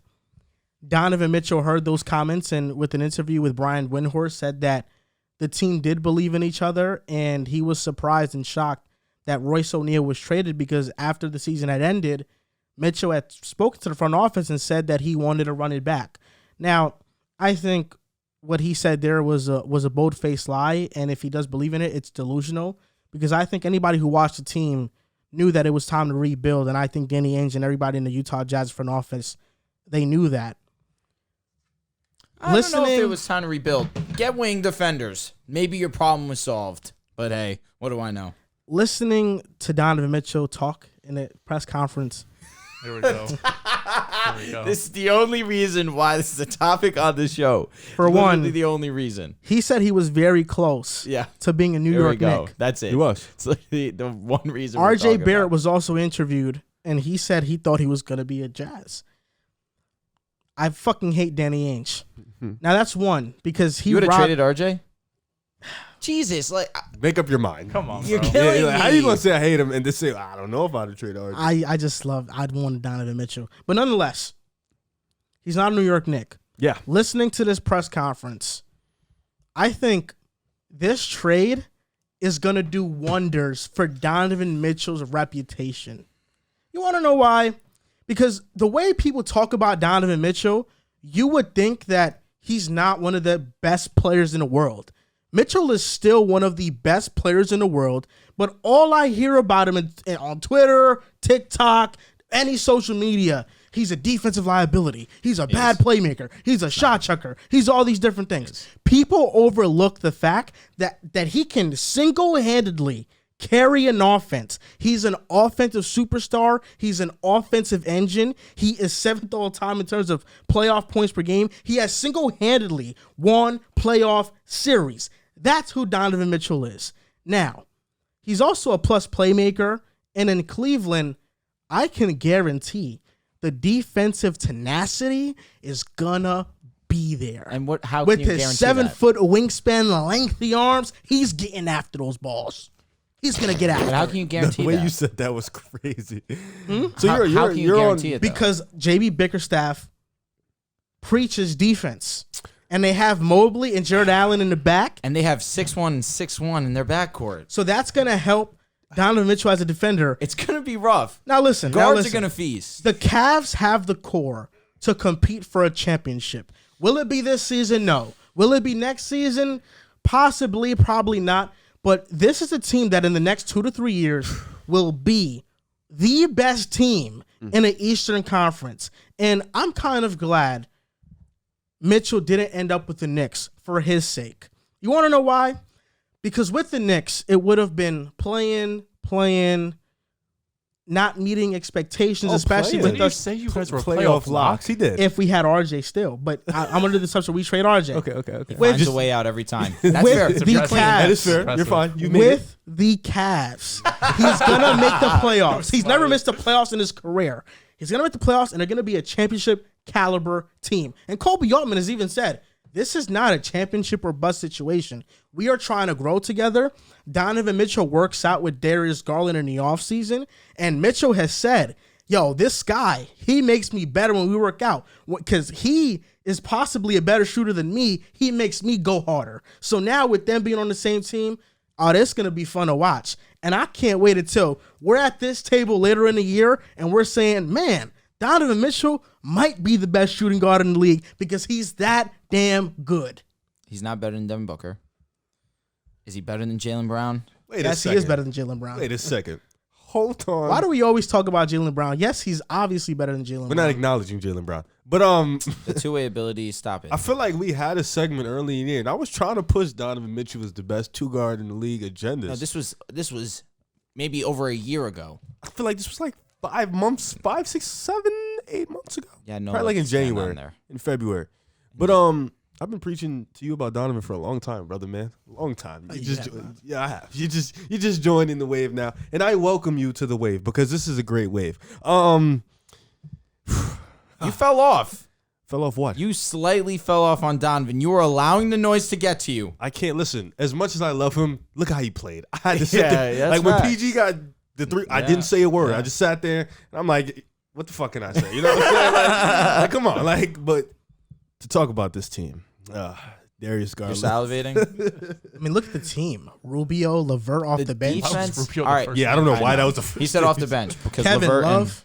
Um, What do you mean? Rubio has made Oh my God. guards Oh, you all-stars. got He went Garland, to Mobley. Like, why'd you say Ricky Rubio went to the Suns. Devin Booker was an all-star. He went to the Jazz. Mitchell was an all-star. He went to the Cavs. Garland was an all-star. Rubio has the all-star guard effect. This is what you're doing. It don't matter who he's playing with. They're going to become an all-star. Let's talk about something real. Isaac Okoro's next. Because the real concern. Don't do that. don't start. No, that's what we're not gonna do. Sergio Okoro is so mid. He's Yeah, mid. listen, The I'm- definition Hey, of listen, it. I'm on the agenda. So, Karis LeVert's next. nah. This is what I want to ask because we know your opinion. You think the Cavaliers are going to be a They're very going good to the team. Eastern Conference I Finals. saw you tweeting very harsh things about them and the Raptors. I'm going to let it slide. I'm for gonna now. say that. Well, I'm gonna say this: if the Celtics and the Bucks find a way to see each other again in round 2, the Cavs are walking to the ECF, undoubtedly in my mind. I think. Beat the Sixers. Yeah, I think they can Wait, beat the Harden? Sixers. I don't give a hell who he is. Nets. They can beat the Nets. I think Allen and Mobley are stopping. Embiid. going to Mitchell. They can. Low key, but I don't think so. The notion that Mitchell can't play defense is stupid. He didn't his last couple years. I give you that. But the notion that he can't play defense is just dumb. Why he is was it stupid? Because he was a plus defender before the offensive output had to keep going up, especially in the playoffs. He was a solid defender his first couple years in the NBA. He was a good defender. He was a plus defender. He has the wingspan. He has athleticism. He can play defense. Can he guard elite players? No. Who really? Not even the best defenders can. Can he guard great offensive players? Probably not. But he won't. He's not a liability so as much he can only defend good ball well, players. liability is somebody who can get picked on by damn near everybody. I don't think that's Donovan Mitchell. I think, and especially with JB Bickerstaff, and when you have two twin towers behind you, like he doesn't have just, before it was just Rudy Gobert. Now he has Mobley and Jared Allen. So it's like when you have that type of backline defense, it makes you look a lot better. Garland wasn't as bad on defense as he was this year because he had that backline defense. Okoro was able to take gambles because he had that backline defense. They were able to play Ricky Rubio and Garland when Rubio didn't get hurt because of that backline defense. So I think in that system with those type of players, that's just going to help him get better on defense, of course. And then on the offensive end, when you have those type of scores, Darius Garland, who doesn't need the ball, Donovan Mitchell, who's a great catch and shoot shooter, You have those type of does players. Garland not need the ball? Garland doesn't really need the ball to be effective. Like he can play off the ball. That's the beauty of Darius Garland's game. But of course, But we've seen him you want drive him the most Yeah, you with want the him ball in with his the ball. hand. But It's only been 3 years, bro. But his best year was with the ball in order to in be his hand. successful, now you have to bring in another guy, and I you agree. have to learn And how listen, to play with we him. gave And I De'Aaron think, Fox a lot of slack because he wasn't able to do so. well, De'Aaron Fox isn't the playmaker Garland is. Exactly Garland my is not. point. Fox No. is not Garland. Exactly. And he's not the shooter Garland is. Absolutely. So the spacing looks a lot different. So I think this team, like you said, has a lot of potential. Like Yeah. for Kobe, that's a good statement to say. This shouldn't be championship or bust. I think these guys are on like 3-4 year contracts together. So I think they'll be together for a long time. Mobley's in year 2. Jared Allen can still get better. Garland has only sniffed the surface of his potential. He hasn't even got there yet. So I think when you have this type of group together, yes, it's no championship or bust. You didn't even make the playoffs last year. That's your first get. You have to get to the playoffs. But I think the growth is important. The patience is important because for a team like this, you have to slowly build this up. JB Bickerstaff is also not a rookie coach, but he's still a young coach with this core. So I think it's still a interesting. solid. Yeah, this solid team coach. has potential. This team has a lot of potential. This is one of the best young teams in the NBA already, and I think they can make a lot of noise in the East. They would have made noise last year if their bigs didn't get hurt, but they did, and it happens. It's part of the NBA. I still do think they need to get a little bit more depth, but I think Rubio, LeVert, Love off the bench is nice. I think you got the starting five pretty much secured, and I think they can definitely make a run. Like I said, if by some miracle, like we said last year, the Heat didn't have to see the Bucks or Boston in round 2. If by some miracle the seeding works out, Cleveland doesn't have to see those teams. I'm not saying they're going to automatically beat Philly, but I think that's a real chance that like we could look at it like, yo, we can make an ECF push. We can beat Philly. We can beat Miami. We can beat whoever else if it's not the Bucks or Boston in round 2. So I think this team is special. I think it's amazing, and I will be watching every single game. No, rightfully so. They're definitely going to be. They cleared Toronto exciting because I know team. you asked me. They cleared Toronto. Whatever Like, you say. No, they cleared Whatever Toronto. you say. Like I don't think it's close. That's fine. I just want to put that out there. My one worry with them is that there's no middle ground with them. 100%. You look at that backcourt. Offensively, they're fantastic. Defensively, I have my worries until I see it. On the front court side, of course, you have the Twin Towers as you already established, Evan Mobley and Jared Allen. But where's the wing defenders? We had that. Are Isaac Okoro the only guy that you mean like there's more? You need more? Because please, he's an elite wing defender. He's not elite. He's an elite wing defender. No, he's not. Okay, semantics. He's a great wing defender. I don't even know if I'd go that far. He can't shoot. That doesn't mean that has nothing to do with defense. And his defense. So really, he's a great. Why wing is he defender. playable? Because he's a great. What do you mean? They wouldn't play him if he wasn't a great defender. He's a Swiss Army knife player. And he can In cut. which He's way? a good finisher. Like He's a decent he finisher. just I'll can't give you shoot. that. That's literally it. And he can't really All dribble. around, he has a well-rounded game. He just doesn't thrive in any specific area. How is he really well-rounded? He's not a great shooter, not a great scorer. His defense is solid. I'll give him solid. That's really as far as I'll go. What does he really do for you on the offensive side of the ball? Doesn't really pass the ball. Great cutter. No, he's a plus passer. He's not like a great playmaker, but he can pass the ball. My one concern is the wing because we established the bench. Rubio, LeVert, Love. and Love. Where's the wings? I'm failing to see them. That's my one concern. Other than that, offensively, yes, they're going to be great. Defensively, down low, no doubt. But outside of that, on the 3-point line, that's my concern. Because let's say a really talented small ball team goes against them, and now you have to stretch Mobley out there, which, I think Mobley has the ability to do so. But now you're asking him to do it basically all game, and we've seen teams in the East, who's an elite, able to do that. In the East, who's really going to be able to stretch them out in a small ball lineup? Even Boston doesn't really do it. Like they play two bigs. The Bucks play two bigs. Philly, they don't play two bigs. But Philly, exactly. Philly's one of those teams that can. The Nets are one of those teams that can. Philly can, but it will still be Embiid at the 5, and Evan Mobley can guard PJ Tucker. But that's what I'm saying. He can go out there and guard a big. Like the Nets will probably be the only team where you can say they'll probably go small, but then down low. Because you what said walking to the ECF, like brushing over the Nets, not even a question. I'll be playing sometimes. I'm sorry. They can beat the Nets, so I'm not. It'd be a good series. The Nets have more question marks than the Cavs. Fact. Definitely. They have way more question marks than the Cavs. I know we love to say, they have Katie and Kyrie. They'll be great. But you know what? That is actually a really solid take. That's a really solid. It's true. They still don't have a center. We still don't know what the defense is going to look like. They still have Steve fucking Nash, Katie and Kyrie's health. Like, that's 4 question marks. Ben Simmons, what is he going to look like? Royce O'Neal is cooked bacon. We got Joe Harris coming off season that. What is he? He's not good in the playoffs. So what? Okoro's not a bad shooter. What does he shoot? Like 35? He shoots 35%. That's How many attempts though? 2.7. I In the left, That's nothing. Yeah, I don't even in know. the left corner, he shoots 35%. Right corner, he shoots 36%. And on layups, he shoots 63%. No, he's a really good finisher. He is a really good fit. But like he's not an ass player, bro. I'm not No, he called saying him mid. He he's, said he's he's mid. Yeah. The way you talk about him is like he's just. I said whatever mid. player. He's a whatever player. I mean, okay, like yeah, but like the Cavs' best players. Oh, they're amazing. They're amazing. It's Donovan Mitchell, it's Darius Garland, it's Jared Allen, it's Evan Mobley. They got a The squad. fifth best player on that team is Kevin Love. Then it's Rubio. Then I'd say it's LeVert. If Isaac Okoro is your eighth best player, They have no wings. that's not That's a bad the team. issue. Evan Mobley's a wing. he be Biggest- out there. He be out there like He literally be he out there. guards does. the top of the key. His, He be his out defense there is like really one. good. His ability to guard the perimeter and No, down it's not low just is really impressive. good. He's the best at it. One of Okay. the best. Yeah, at his he had a position. generational. We know, He's defensive year. elite. we know what I'm saying. No, he's elite. Semantics. I know. You know how we get. He's better than All right, Scotty let's Barnes defensively. You know how we get semantics. You know how we get in here, man. It's like I think we can all acknowledge that yes, Evan Mobley He's is better than elite Scotty Barnes defensively. defensively. Sure, No, he is. I know. No, you don't. Joel, I have a question. What do you for mean? And I don't. offensively too. While we're at it, he's How- better than him offensively. No, too. he's not. Scotty? Mobley isn't too. He's too passive for me. He's passive, Yeah, but he's passive as fuck.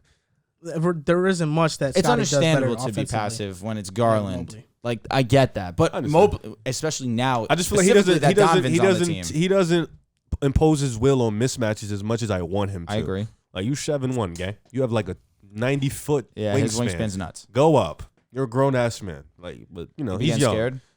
I wouldn't say scared. He's just sometimes he doesn't want to play out of the offense. I get it. I feel like passive you associate with scared, but yes, I understand. But I don't understand. Like, okay, you may have your reservations about the Cavs. What about the because Raptors with no fucking Only this big? year. I mean, I get it. You're saying only this year, and what's holding you back is the wing position. Correct. And But the that- defense. that on the wasn't- Because backcourt. I saw with the Jazz where, of course, the two It's not the same. two big-headed I get it, monster of But Mobley the and wing Allen's defense, complete. but that's in the but they West. did- But the East now is getting a lot But better. the East is more physically imposing in the paint, as where the West is more finesse on the I mean, wing. we just saw the team go to the final with JB and JT being dominant but wings. why did they go to the finals? Because they played a physical-minded Defense, though. And That's what I'm saying. Jared But Allen and Evan my Mobley can point is- switch. No, they still have the wings, of course. I'm not. But that's not my question. My question with the Cavs is not offense. My defense. question with the Cavs is specifically on the wing. But the thing about it is that even with that question, they're a top 10 lock defense. No, for sure. They were a Probably great top defense five. last season. So you don't think But they even can still, get? they didn't make the playoffs. But you don't think they can? Why? They liked offense. That's not why they didn't make the playoffs. Well, they got didn't- hurt. They didn't make it I because think they got it's Jared- hurt. I think it's just because Jared Allen. But got even hurt. still, like we had this discussion a little while ago. But Donovan does help. the Toronto offense. also got hurt too. Their starting line only played 28 games together, That's true. and they were the 5th seed. More experience. I guess that's very true. More experience. So if Donovan And they have the signed better through head coach. 24-25 Easily. and you don't think they're a championship team this year, and you said there may be a championship team next year, and he doesn't sign that extension, he only has 1 year left on his deal going into that final year, like, what does that look like then? Because, I mean, I like the fit in Cleveland, but I don't know, is this like a Paul George situation where he goes to OKC, gets traded, right? Is like that what Donovan Mitchell is? Or Interesting. because if he doesn't make that championship push and he becomes a free agent in 2025 or whatever it is, and I th- the Knicks, for whatever reason, I stays think, available. in my opinion, No. I think you can't think about that. I think Cleveland made the They're right not in a move. position You to. have to just get like with a team like that who doesn't get as many free agents as you want them to. You have to just make those gambles, swing for the fence, and hope to your best that this team performs to the best of its ability. I'm not saying they made a bad move. No, yeah, I'm I'm- just saying in Donovan's head, And if It's you a don't different- make that championship It's a different push. situation. Depends on what free agency looks like at that That's fair. time. It's a different situation. When Paul George got traded to OKC, that was their team. Melo was Melo. Russ is Russ. They're not getting any better than that. They are who they are. So once they already got disappointed, there really wasn't anywhere to go up from. That PG is got- their team. That is what they are. With the Cavs, Garland is not who he's not in his prime. Neither is Mobley. Neither No, is of Jared course. Allen. Of course. Like Donovan Mitchell is coming into the situation and he's trying the to only grow one. with these guys. Like he knows the sky's the limit with this core. Like he's trying to grow. So I think it's a difference of situation. I think the Cavs are going to be great. You know, I think they're going to They're going to be a really good team. be awesome. Awesome. I think so too. Must-watch team. I hold my reservations when it comes to ECF championship. That's where I need to. No, I don't think pump- anybody's can't saying they they're winning a beat? championship. I didn't say championship. Oh, Whoa, no, whoa. that's why I started with It's ECF. ECF. Who can't they beat? Outside of the two teams that I named. Okay, so I mean that's the two teams right there. The Sixers is going to be a great matchup. I probably lean Sixers. The Nets is a wait and see. That'd be a really good. But you don't see like a scenario where they can't make. I do. That's what I'm saying. I definitely do. But I doubt it right now. That's fair. They're a second round exit team. In terms of what, like ceiling? What do you mean? Like, yeah, that's what I think they are. Are they Philly last year? You know, it's funny that like he's doing all this projecting stuff, but with the Timberwolves, it was such a sin, right? I'm not gonna get animated like you did though and hit on the Cavs because I like the Cavs. What are you talking about? Oh, you I wasn't there. I wasn't. You were there. You were there. I'm genuinely asking Okay. just so you right can now, rack Riv my just bit. said you don't see a scenario where they can make the conference finals. When I said that about the Wolves, you were like, "Oh no, wow! I'm not talking about possibilities." That's fair. I'm not talking about. I'm talking about what. But wait. I literally threw out just now a scenario. When you were talking about Minnesota, we asked you who can they beat. You said I don't think they can beat the teams we were naming. So then we said I really just said the Clippers. no, and Warriors. because everybody else I said they could. But then beat. we asked you they have to see one of those teams in the WCF. Can they be? You had them going to the finals. No, I did not have them going to the finals. So really, I had them. I said conference finals, bro. So make it really quick. I don't Make it remember. really quick. WCF. Who can they beat to get there? Given if you believe that the Clippers and the Warriors will play against each other, can they beat the Nuggets? Yes. No, I don't have them beating the Nuggets. I'm asking. Do you think they can beat Dallas? Yes. I don't think. Oh, Dallas. Yes. Minnesota. Yeah. The Suns. Yes. The only three teams for me. The Grizzlies. Yes. So why can't they go to the? The only three teams for Western me. Well, because Conference I don't have them beating Denver, Golden State, and Denver- the Clippers, and they have to play Denver one be of a those really three good teams. series. Yeah, There's no they- world They to can beat win Denver? that. They can win them. I don't. They can beat them. Though. No world. There's If a world they can Ant beat. I was if gonna Ant say, if you're Edwards gonna takes do the that Cavs lead, There's a with the world. Sixers There's a and world they can Nets. beat Denver. There's a world. So I'm saying it's the same shit with the Cavs. Okay, fine. I get it. Yeah, there's a Fair. world they can beat Wow, agreement. Here we go. Rare on the show. Denver. That's fair. There's a world they can beat Denver. Nice. No, it's just funny because I was hearing him talk about the Cavs. Hey man, I listen. don't have a problem, but take I it- like the Cavs. Take it easy. He just leveled with you. Yeah, but That's- he was no, hating wait. on the Wolves. But he just I don't leveled. forget Hating that. on the Wolves. Minnesota fans don't forget that either. I don't care what they forget or forget. Like, they lost in the first round. I don't care. They choked. That too. was a great season. Though, for Great them. choke. T-Wolves, baby, we back. Have you ever seen a team prouder of choking a series? Clowns. Minnesota. Yeah. Baby steps, bro. Baby steps. First of all, they were geeked up about a play-in. We won a chip. Then they ran out there and started blowing 20-point leads. Embarrassing. Is it just, So- are you so just saying how that because about- of Pat I'm Bev? Minnesota's top Are you just hater. saying because Pat Bev went on the fucking Watch how you stand and talk started about I am franchise. Minnesota Timberwolves top hater. Word. I That's need a- them to that's a bad understand thing T-Wolves that. get be, hated on, bro. but the Cavs don't make the play. Why do you want to be a Timberwolves I mean, don't make the hater? playoffs. They got a Timberwolves are solid lit. team. They're a young Because team. they you know what their problem is, they do what he do. You don't agree with them and they call you a hater. So then it's That's, like is that every fan base? You bro? were though, because you were talking about how there was like no chance they I can didn't do say there something. was no chance. We were trying to figure out where you were going with the I feel conversation. like you weren't. this could be a really solid segue into one of our later topics. It will be, but This I guy's just nuts. want to. And then you started talking about the ask you guys a Grizzlies. question. Let's talk about the Grizzlies. I just want to ask you guys a question. I think No, this is Will. interesting. What's up? Rudy Gobert got traded to Minnesota. Donovan Mitchell to Cleveland. I feel like both the Cavs and T-Wolves are in similar positions in terms of their trajectory. Which player makes a bigger impact on the new team, and who has more team success? The Timberwolves or the Cavs? The only reason why That's a tough ass question. I would Like, are you Yo, giving us a year? it's- Are you giving us years? Or are you just? are you saying, going to be mad at me if I say they both help them You're evenly? a grown ass man. but- Asking another grown ass man if he's going to be mad at you. At Well, your opinion. it's a pick a side, like you know what I'm saying. But like I feel Don't- like it's then pretty you- even. Don't It yell really at him is last even. week about picking a side. I You know. ain't picking a side. But this scenario specifically, I'm so how split many down years the are middle. you saying? Just next year or just Just in Next general. 3-4 years. next 3-4 years? Okay. Because you look at it, Cat can now be the 4 that he's begged and pleaded to be, and Gobert can hold down the 4 down low. But then you look at the opposing side with the Cavaliers. They needed another guy that they can trust to get a bucket, and that's Donovan Mitchell, who does it better than majority of the people in the NBA. They got perfect needs for the respective teams. It's an interesting question. It'd be hilarious if in year 3 they both see each other in the finals. That'd be fucking dope. But If they saw each other in the finals, the NBA is headed in such a great way. that's such a tough question. It really depends on how fast, for Minnesota's part, Ant climbs, and on Cleveland's part, how fast Garland and Mobley climb. It's God. really a race. It's just a race between which guys are gonna. Because D'Lo, we're not gonna acknowledge that he's peaked.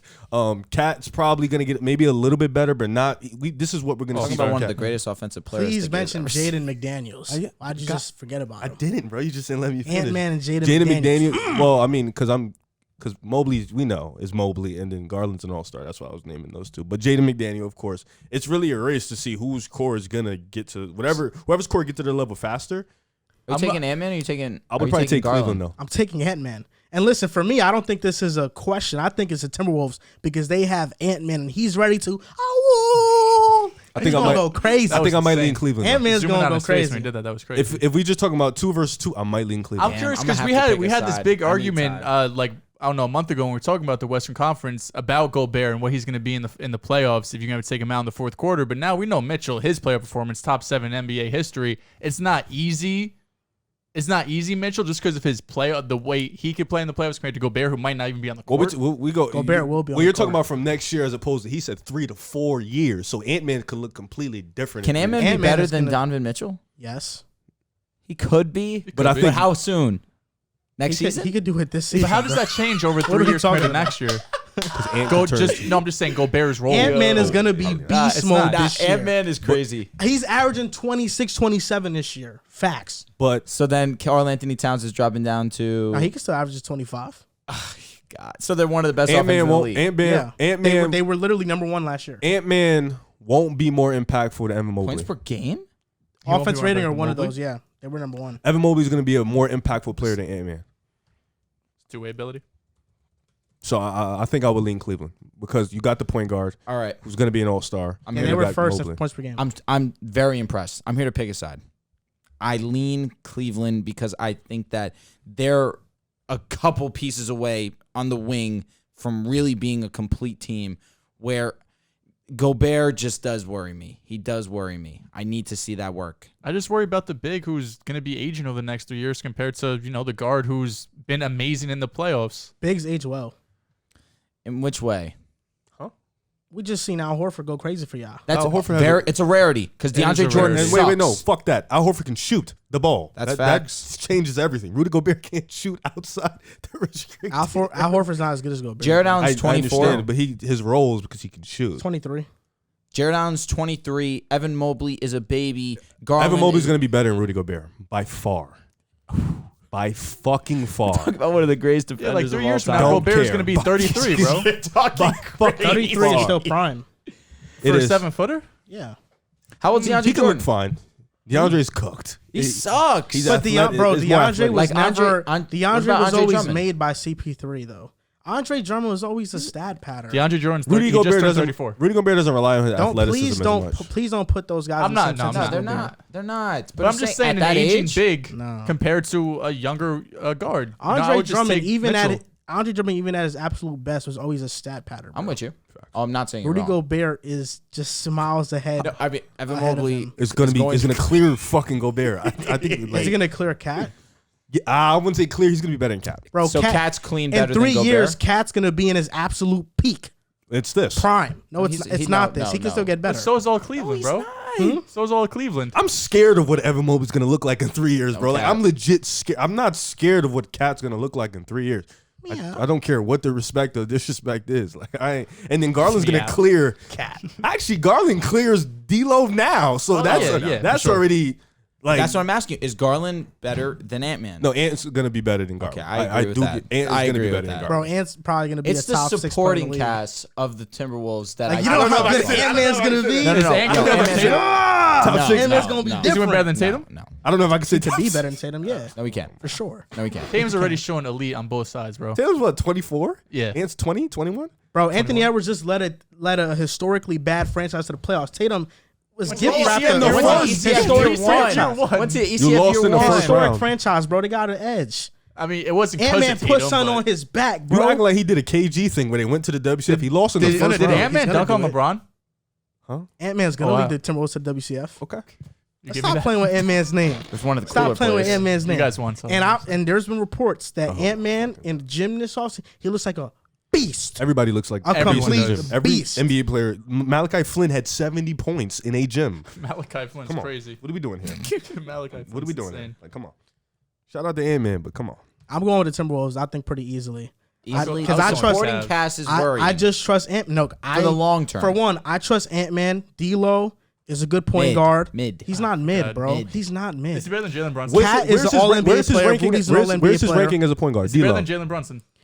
D'Lo's like Is he top 20? 15 and 18. That's fucking mid. He's better That's than not Jalen mid, Brunson. bro. It's mid. That just means that He's not close to an all-star game. The point guard position is stacked in the league right now. So what is that that? doesn't mean that he's a mid player. He's a good player. How far is he He from an averaged All-NBA? 20 and 8. How is that a mid player? Far. When are we ever calling a guy who averaged 20 and 8 a mid player? So we just- He's been an all-star before. What are we talking about? Now he just has to play a reduced He didn't role. average 20 and 8. Why do you keep... What was it, 19 and 8? It was 18 and 7. Oh my gosh, that's a big difference. 2 points That's and- not 2 a points. big Hey, 2 difference. points matters. Come on, bro. 20 and 18 is the difference. We've seen that when he's the focal point of an offense, he can be an all-star, And just like his- Darius Garland was. Well, his splits fucking stink. He shot 41-34. All right, listen. You said 15 to 18, D'Lo. All right, Steph, Luka, Trey, Damian, Ja, Chris Paul, Darius Garland, Kyrie Irving, Drew Holiday, Jamal Murray, Fred VanVleet, Shea, LaMelo, DeJounte, Tyrese Maxey, De'Aaron Fox, Marcus Smart, Jalen Brunson. Marcus you need Smart's to not a stop. better player than him. Come on, bro. He's not. Huh? He's not a better player than him. Neither is I'll take Marcus Smart on my DeJounte's team. not better than And D'Lo he- either. Huh? Shut not up. Don't say better. a word. What are we? Cade Cunningham? Bro. Well, All right, all right, eventually. wait. No, it's not eventually. no, I'll take it's him now. right No, now. wait. It's Fuck now. all that. What do you mean What DeJounte's are we- not a better player than... He's not a better player than D'Lo. And DeJounte fooling What does D'Lo y'all. do better? No, DeJounte had D'Lo one- fooling the- you. No, D'Lo DeJounte is fooling you. What do you do in the He's playoffs? not What do you do in the fooling playoffs? What do you do in the He playoffs? was What do you do in the What has playoffs? DeJounte done in the playoffs? Oh He's my done nothing. Spurs, What are we talking bro. about? Bro. He's done nothing in Bro, the playing D'Lo- game. What are we talking about? D'Lo D'Lo is the averaged most 12 points, overrated bro. guy DeJounte there was is. shit He in the shot play. 33%, And D'Lo was bro. worse. D'Lo was garbage. Did you see the He's shot he the tried to main do over reason they Babe? lost. D'Angelo Russell Was trash. D'Angelo Russell trash. was literally the Timberwolves' main playmaker and leader last season. You're a What regular are we season talking guy. about? I get Stop it. talking. He's a DeJounte regular was the main season guy. scorer. He was the main playmaker. He's one of their best Rebounder. rebounders. He's one of their best defenders There it for a is. playing team. If D'Lo was there, they would win 12 Lottery. games. Like, 12 even worse. games. 12 games. Even more than He's they not were. that good, bro. Wait. That's funny. DeJounte did that mid a playing game. Are we forgetting D'Lo was the best player on the Nets and led them to the playoffs? When God. has How many years DeJounte ago ever we're talking done about, that? bro? He's never led a team to the playoffs. D'Lo has led a team to Did the they win- playoffs. did they win a game? He was an That Nets team all-star. was better than the Spurs. D'Lo was an all-star. Did they win a game? Not, How many years D'Lo ago was did an they win a all-star, game? not by injured reserve. He was actually Did they a win a fucking game? all-star. Did they win a game that playoffs? DeJounte's not even in the playoffs. I don't give a fuck what he's doing. He's not Essentially, even in the playoffs. They both went to D'Lo the like same the spot. third option on his team, bro. You're because he's bugging. taking a back row. He ain't taking no back row. He just ain't better than the other two. DeJounte wouldn't be as better good. than those two either. What are we talking about? But they're the same player, but DeJounte is better than He is. D'Lo. What does D'Lo do 20 better? better. What does D'Lo do better than DeJounte? He's a better playmaker than him. He's a better shooter than him. The shooting fought. Wait, Playmaking's one dude crazy. shot 34%, the other shot 32%. I don't give a fuck about the shooting. I really don't care about the three-point shooting. He I has don't. more swag than him. What He the- dresses you know better. What? You got that. Nah, the ice shit is you lit. win that. The yeah. ice shit That is one, lit. you got it. He Yeah, does have he more is swag. cool. He's not better. He don't He look is better. He don't shoot. He don't DeJounte dribble had better. this He's not a one better defender. season. Now everybody's ready to catapult him. Watching Atlanta when he goes back to being just fucking mid. DeJounte's actually mid. He's fooling y'all. He's mid? fooling y'all. But- He's fooling You're gonna y'all. ride D'Lo. for D'Lo. D'Lo What is ain't made an D'Lo All-Star game then? in 4 years. He will never make one Bro, again. He's what is one that D'Lo? would really never make one again. What is DeJounte D'Lo? is never making one again either, bro. They're the He's same never, boat. Well, he's never making. DeJounte is gonna make a couple all so defensives. if they're in the same boat, so why are you acting like DeJounte clears D'Lo? He doesn't clear him. D'Lo was just one of the most important players on the team that made the playoffs. And they What lost are in we 6 talking about? games. They did not make it out the first round. They blew 20-point leads every other game. Stop pumping that for What did DeJounte do? For the Spurs. It's funny. You guys mentioned God. D'Lo's playoff miscues. What has DeJounte done in the playoffs? What has he done in the playing game? He's been shit in the playing game. Hey, I want everybody to answer this. Aside from that stupid ass ice in the veins in the regular season, what memorable moment does D'Lo have in the playoffs? Answer. You literally can't. Wait. He's dead doodle. What did DeJounte They're the have? same You player in the literally playoffs. can't. You One don't literally play and the can't. other plays like shit. They're the same type of What dude. big time moment does DeJounte have in a playing game? You literally can't name it. He doesn't have that shit either. Bro, it's a He's the number one guy on the What do you fucking mean? Spurs. The playing His game. sidekick is You Keldon Johnson. You have to win a It's playing. Keldon You have to win a Johnson. playing game. One You have guy's to win a Keldon, playing the other game to guy's the Carl playoffs. Anthony Towns, bro. Keldon Johnson, And Ant-Man. Devin And Vassell, Ant-Man. Jacob Pertl, and Cat. Like, what the fuck are we doing? Well, who was D'Lo's sidekick in Brooklyn? It was Spencer Dinwiddie, Karis LeVert. Those are Spencer Dinwiddie, Jared Allen. Spencer Dinwiddie, not just as good as Keldon Johnson. That version versus this version. What are we talking about? It's possible. Name another. That version of Jared Allen was just as good as Jakob Poeltl right now. Lonnie Walker, Devin Vassell, Tyus Jones, brother. Come on, what are we doing here? Bro, let's stop acting like D'Lo's this scrub. They weren't even supposed to get there if the Lakers were good. They wouldn't have even got there. Put some respect on D'Lo's name, bro. Put some respect on D'Lo's name. If the Lakers didn't do some dumb shit, they wouldn't have even been there, bro. Don't tell the straight. Bro, let's stop disrespecting D'Lo. D'Lo is a phenomenal player. He's a phenomenal player. Yes, he is. What do you mean? 18-7 is a good damn player, bro. What is 27-7 with 2 steals? What is that? What is that? Answer when a guy's me now. the first option on the team, that's okay. That's okay. He plays for the Spurs in a system. D'Lo's best season. What is D'Lo doing in San Antonio? What is I don't care about the best season. He'd be better. What? He'd be better. Better what? He'd be a better player. His stats would be better. Who's actually a better? In a vacuum, bro. DeJounte stats have literally fooled you, bro. They fooled you. I understand you're a DeJounte fan, bro. You've been a DeJounte fan for a long time. Let's not be biased on this. DeJounte's fooling you. I'm not being biased. It's fucking D'Lo we're talking about. I used to love D'Lo. D'Angelo is a good player. He's a good player. Yeah, I know. So let's stop acting like he's a scrub. One guy's an all-star right He's now. literally the 4th best player on the Timberwolves right now. What are you talking about? Oh, you talking about Cat now because Cat Gobert, Ant-Man. Like D'Lo as a 4th best player, that's pretty damn good. He probably won't put up 18-7 as the 4th best player. So every year since he's been in Minnesota, his points per game is going to continue to go down. How much you want to bet that D'Lo averages more assists this year? He's going to average 9 to 10 assists this year. Probably average more assists. I mean, he should. There's no reason why he can't be top 8 in assists per game this year. I would say top 10. He's top 10 assists per game this year. Who's going to have more assists, him or Garland? Him or DeJounte? How about let's do DeJounte. that? This you want to bet? You want to bet? I do. All right, let's bet. How much? I bet $100 on it, bro. Is it time to bring out the whiteboard? We do need the whiteboard. Bring out the whiteboard, Joe. Bring out the whiteboard right now. Bring out Drew has it.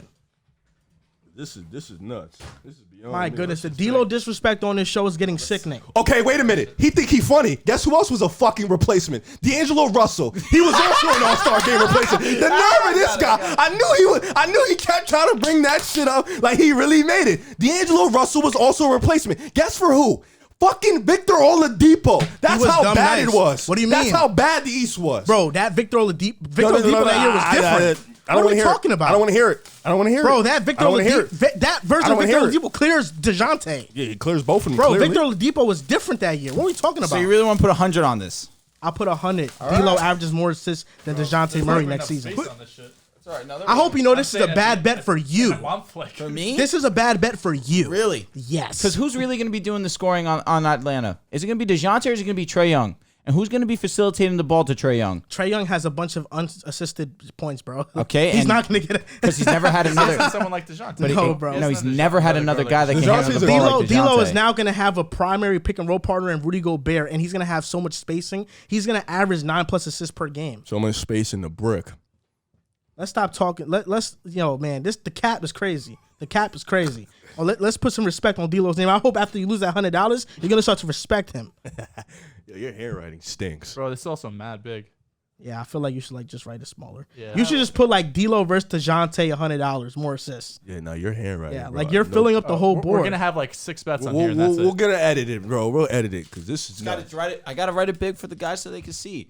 There you go, Joel and Drew, more assists per game. I gotta write D'Lo. Okay, so we're okay. Let me get the whiteboard because I could show the whole thing. Oh my god! Look at gang handwriting. It looks good. Can you even see it on the camera? Okay. You gotta write it big at first and erase it and write it small. That's what you got. Exactly. That's what I'm trying to do. All right. So I'm trying to get it. Ray, can you just hold it down? Hold it down. Hold it down. All right. Go ahead. So write we're making this official. And DeJounte. Today is September 18th. So September 18th, 2022, Drew and I are betting. Who's going to have more assists next season, D'Lo or DeJounte Murray? This is a $100 bet. You ready to shake on it, mister? Yeah. Let's shake on it. Yo, Riv, what the fuck? You said my handwriting was D'Lo ass. versus DeJounte Murray. It's on the whiteboard. It's official. Let's see what happens. Write the date down. Write the date down. It's November. It's September 16th. September 16th, yeah. Did I say September 19th? You said 18th, I think. Whatever. Oh yeah, look, As long as- 16 is 16, 18. As long as we got, it may be ugly, but y'all can see now. D-Lo, bum-ass D-Lo versus DeJounte Murray. A dog, an animal. He from the streets for real. He's like that too. And he can hoop. He's playing with Is Trae he from Young. Montverde? He's not. Delos from Montverde. Yo, Riv, go half and half with me. We split Joel's profits. Okay. There we go. Wait, so hold up. So am I getting 200? Yes. Valid. No. It's 50-50, and then you're giving out 50-50 to respective. Oh, it's the same thing. Exactly. Oh. Yeah. Because I know you're the DeJounte guy too, Oh, so so you I guys want both you to wanna get in bet this with bet. me. Yeah, exactly. So you actually want Riv to lose money. He's gonna win money. That's why I'm doing him a favor, It's actually funny that you think you can win this bet. bro. This is a lock. No, it's a lock for me. Yeah, I know. Lock this in. Hit Dehls. It's like a pretty easy lock for me. I hope our audience Go ahead. understands it's a lock for me too. Oh, the audience is gonna understand how ridiculous you sound about D-Lo. Swaggy guy. He's a snitch. Snitch? The snitch? Yeah. What? He's an op. Bro, what he did with Nick Young. Oh, right. My bad. Op block. And he mid. I'm glad we traded his ass. Real spill. A lot of teams could say that. I mean, Golden State, we glad. We fleeced them. Yeah, he's a road We fleeced warrior. them. Wiggins, Kuminga, for that bum. We Yeah. fleeced them. OG. Chip. They should have kept Wiggs. Respectfully. Wiggins is better than him. Oh, easy. Yeah. Not even a debate. Easy. Yeah. Another All-Star. That actually was a starter. Yeah. He started. He made it. No, there is no subs in this one. He started the He game. made it because of Korean. Has pop Cat ever stars. started? Answer that. Has Cat ever started? No. Oh, what, D-Lo? No. Ant has a chance. He might. Rudy? Has Rudy ever? I doubt it. Probably not. Oh, okay. Wiggs left and Who's started. voting for Utah players? Get better. So you think Wiggins is better than Cat? That's what you're saying. Did I say that? I don't think I said that. Did I say that? You try to say it I subliminally. didn't. I just find it funny that one man left and he started and the other guys can't start. Oh, that's what happens when you're on a stacked team. You just said D'Lo's the fourth best player in his team. He's really good. Well, this upcoming year, yeah. Stacked. They're pretty great, yeah. I would say they're pretty great. Chip. You're going to eat your words on the Timberwolves. Chip. You're going to eat your words. They won't make it to the WCF. They can make it to the WCF. They won't still. I'm telling you. Like We'll see about that. 9/16/2022, Rubio says they won't make it to the WCF. We'll see about that. Rubio says that. Like, you know. We'll see. Finally, giving a take. I like it. Yeah, I'm geared up for this year. You know what I'm saying? All right, let's do it. Gonna be a lot of beef. Okay. We're moving on. Or? Golden State Dude, considered. no. What are we doing? It was a perfect segue into what's going on next. He just talked about Wiggins. Dude, come on, man. Whatever. Let him do his Golden job. State considered a Kevin Durant reunion. How would that have made Kevin Durant look? Steph Curry said he would have welcomed KD with open arms. What do you think about this, Drew? I mean, Katie's top hater. his reputation would have just been in the mud times 30.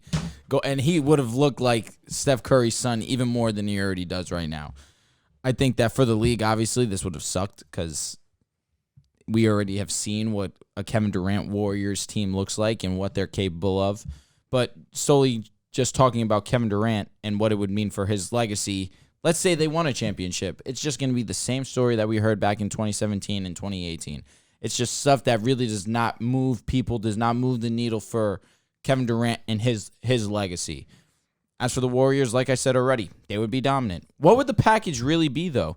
Because I'm assuming it would be Poole. I'm assuming it'd be Kuminga, probably Moody, probably James Wiseman, probably 4 first-round picks. Giving out the farm. I mean, the farm, correct, but let's be honest. Let's have the Warriors. Close your eyes. Exactly. Close your But eyes. that's the You best make deal that you would move. get out of anyone else, probably. You just got 4 stars. Yeah, 4 starters, probably. Stars. Bro, what are you I wasn't doing? going to go that far. What? What are you doing? What are you talking about? Stars. Yeah. But when I throw that word around, it's like, You said it for oh. THT. I'm not saying No, it I for did no not. THT. You're not going.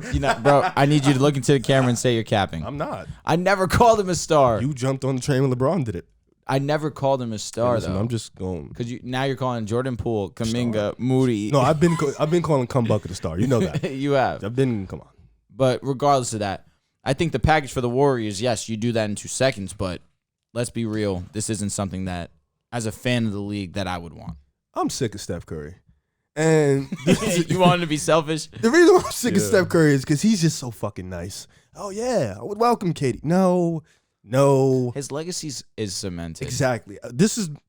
I hated the Kevin Durant, the Golden State move Imagine because I don't care about the championship. I wanted to see peak Steph for multiple years, be the number one guy. Would have only had one championship though. Don't care, because at the end of the day, he would have been entertaining. The league would have been entertaining, and he would have been doing great things. Kevin Durant goes there. I'm like, all right, I know Steph. He's going to be selfless, take the back seat, whatever. It's the type of guy he is. Takes the back seat.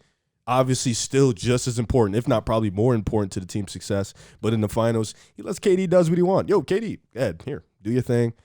KD leaves. Now he just wins a chip. Oh, I would welcome KD. No, don't. No. Run it back with your guys. You guys have just run the chip. Run it back with your guys. But in terms of Kevin Durant, that man legacy would have been in the mud. Oh my God. Like he like in the mud. Like you left the team to go play with Kyrie. And then you go back to the team after they just won the chip. And with one play, your legacy would have been in the mud. I mean, there was nowhere he could have went where his legacy would have been not been in the mud. He would have been Boston. Mud. No, mud. You just got swept. Mud. Facts. Wait, mud. What are we talking about? Like if he would have went to any team, his legacy would have still been in the mud. Just Golden State. Oh no, bro, I'm talking about before Golden State. But yes, I'm talking about like right now. Yeah, Golden State, mud, Boston. I mean, if you just left, you would have been in the mud because you left. You went there to play with Kyrie, and you felt like you wanted to lead a team. You wanted to show that you can be the best player. You can lead a team without a dominant team. We have yet to see that. So I'm glad he ended up ultimately staying. You know, I think it obviously creates the fun for the league. Now we don't have to see super teams. God. I love the 2-duo league. It's really fun, exciting, a lot of good teams. And I'm glad Steph said it after. Like, I'm glad he didn't make the push to go get Kevin Durant. I would have been fucking pissed off. So I'm glad that shit did not happen. I agree with you, Riv. I'm glad it didn't happen because I like the Warriors team how it is now. I think it's balanced. It's beatable.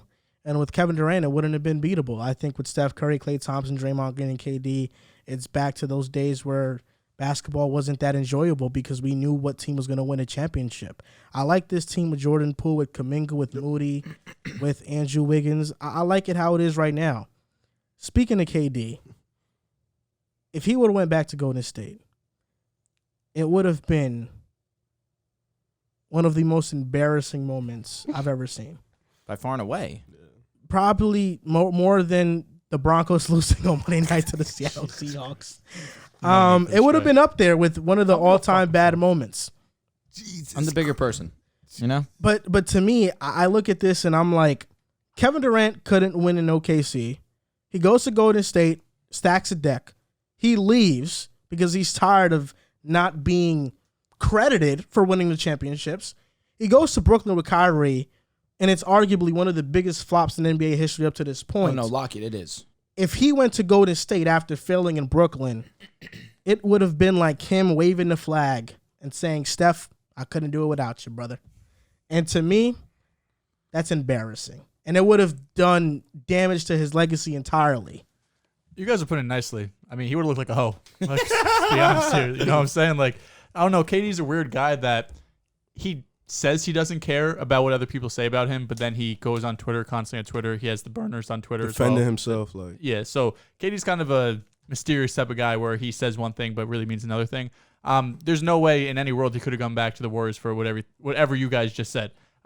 He has to prove, or, you know, up to this point, we think KD is one of the most talented players of all time. But when he doesn't win the championship by himself, you're not going to be able to stack him up there with all the all-time greats because they all did it, not by themselves, obviously, but as the guy, as the number one player on their team. We saw, even though in OKC, sure, he didn't win a championship, but he was young. He went to the finals, lost to a Heat team that was just better than them at that point. LeBron being more experienced, D. Wade, Bosh, and them guys. But then, obviously, going to the Nets, you're right. I don't think Kyrie and KD are looked at as the biggest flop in NBA history, but once they traded for James Harden and everyone went crazy and you saw this big three, the most talented big three of all time, there's no way anybody can beat them, and they end up losing the second round. Now, given there was injuries there, but for Kevin Durant's sake, he needs to at least go to the finals. At the bare minimum, go to the ECF to at least say, I can win multiple playoff series. I can make a run by myself as the guy. And I think we all think he's talented enough to do it. Just up until this point, I mean, he's running some teams in the East. Boston this year was a better team. He should have got at least one. You're Kevin Durant. Jason Tatum got one against him last year. You got to get one. Then the year prior against the Bucks, I mean, it was a competitive series, but when you have two of your top guys go out and Harden and Kyrie, obviously Harden come back, but not himself, it is going to be hard to beat the eventual, champion. So for Kevin Durant's sake, he would have been a hoe if he did it. So I'm glad he's staying in the Nets with the Nets. Slimy, grimy Kevin Durant. Hey, he's staying. You know, we can't really talk trash on him as of right now. Well, he's not staying because he wants to. To be honest, they came to a mutual. Yeah, agreement. after trade rumors for a month. He's so sorry. You know, man. he can save himself, being like, "What do you mean I stay with the Nets?" But we all know he wanted the fuck out. Those weren't the only comments that were made this past week. Karl Anthony Towns said that he's one of the best offensive players to ever play the game. One of the best offensive players the game has ever seen. I love this. And Riv, you had a reaction to this that I didn't like. Because your reaction is basically saying that he's not right. What was my reaction to make sure you're not quoting me wrong? What was my reaction? Oh, I just knew that you were upset. You thought that he was he was You just tough and- thought that he was This capping. quote sucks. It's He's terrible. not even a top 10 offensive So player my in the reaction league was, right now. I'll tell you my reaction was, I saw and I quoted it and I told him to shut up. It was just simple. Shut up. Like, very simple. And I'll go into my spiel. That's the dumbest shit I've ever heard in my life. It may be And the I pray to God, because I didn't read I pray to God he meant just big men. I hope he meant just big men. Because if he's just talking about players, which means every fucking position, that's dumb. Is he top 100 Of course. I'm he's just top kidding. one. Yeah, He's top like 30 probably. offensive? He's not even top 10 in the league right now. He's not top 10 in the league right now offensive. why do people say shit like I this? don't know. What gives him the right to say this? He's Confidence. No, I'm gonna confident. actually He wants the confidence. confidence. No, yeah. Confidence, fuck a and I'm confidence. fine with it. But no, because there's a different level of confidence and a certain arrogance. you can have certain respect for people that are in front of you or people who play with you. So I'm gonna ask you, because you're the Tim's guy, bad guy, but you're the Tim's guy. Do you think he has any rights in what he's saying? I can't name 5 players that can do what Cat can do at his size in the history of the NBA.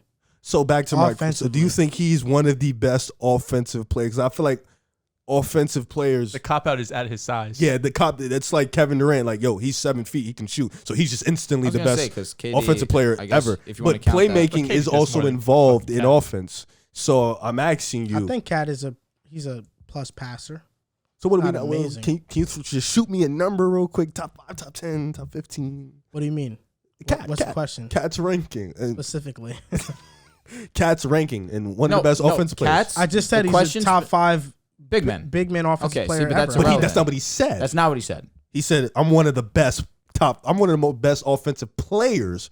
Players meaning point guards, shooting guards, small forwards, power forwards. I don't give a fuck what position. I'm one of the best. So I'm asking you, where would you dish him in there? Well, given that he averages 23 and 11 for his career, shoots 50% from 3 and almost 53% from the field, almost 40% from 3. I mean, this guy, you can argue, he's rarer. He's like a top 30 offensive player ever. Okay. And that's still one of the best. It's 30 of millions and millions of people in the world. He's not lying. Because my thing is,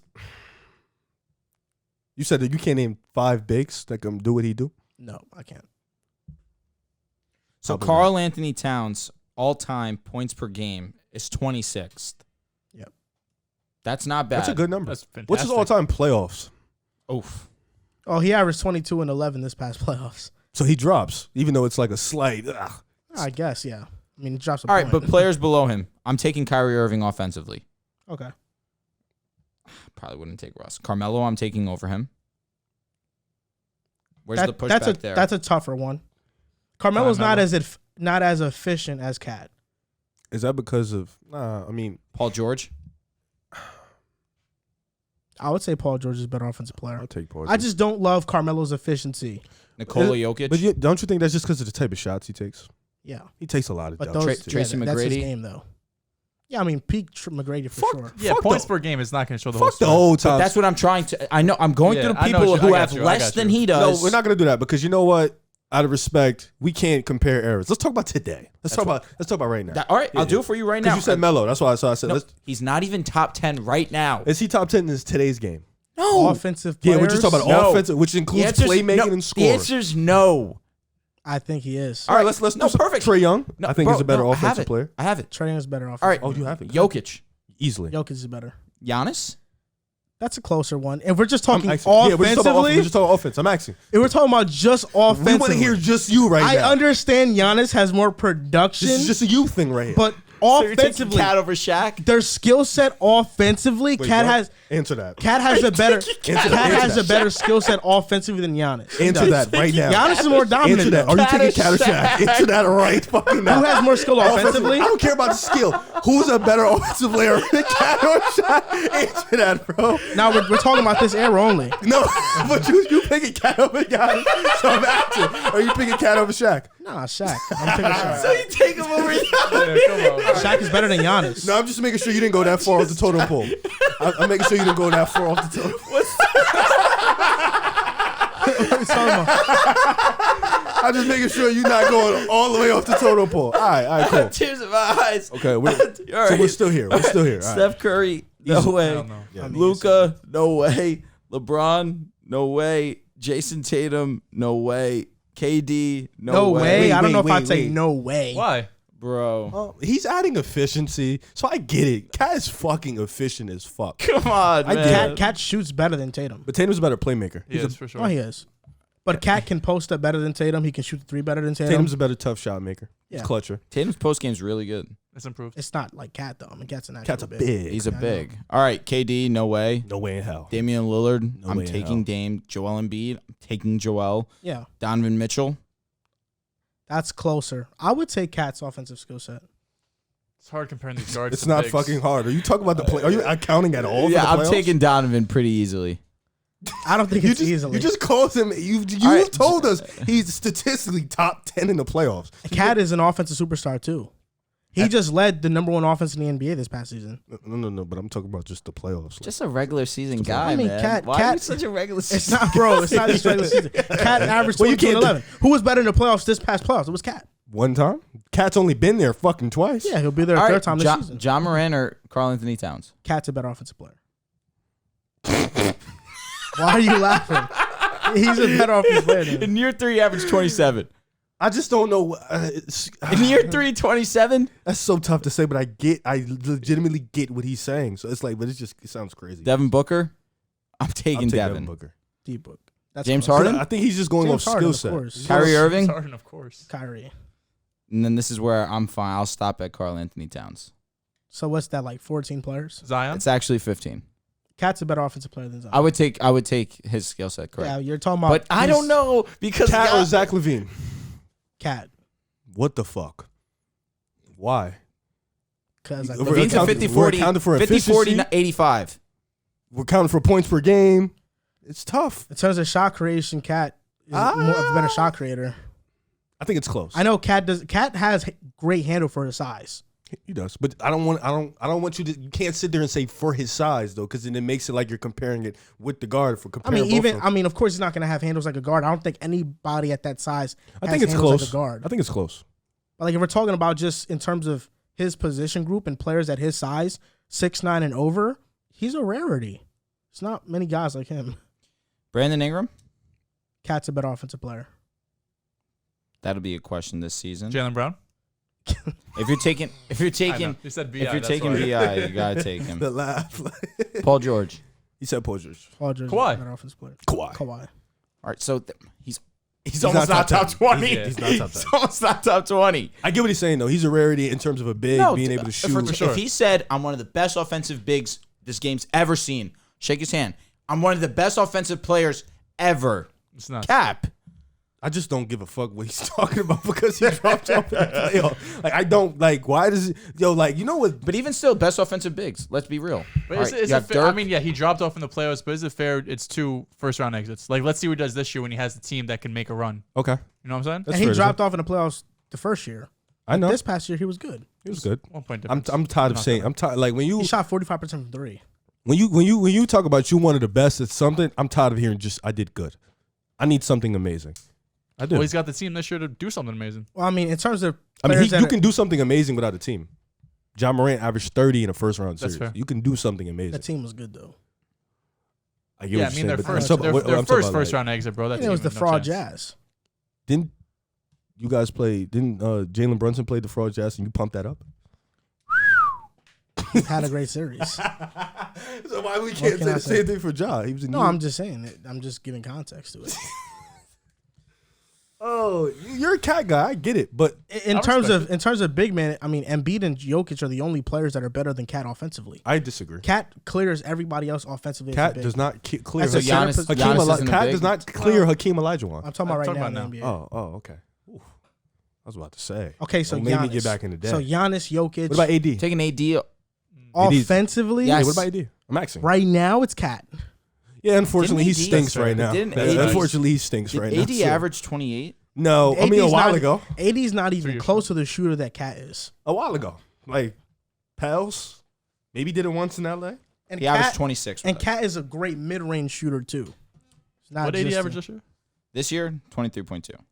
The decline is just slowly but sure. No, he's probably, no. he's probably, what is he, went 3? You got him at 26, 3? 21 to 23. Right now in the NBA, he's definitely 3. I mean, he just That's as a averaged. big. I mean, for the past, this is since the second season: 25-12, 21-12, 24-12, 27-11, 8. 25-11, 8. and 25-10. So let me keep it big men within a little bit of this era, like our era in the 2000 era. Him or Dirk, offensively. Not a question. Him or KG, offensively.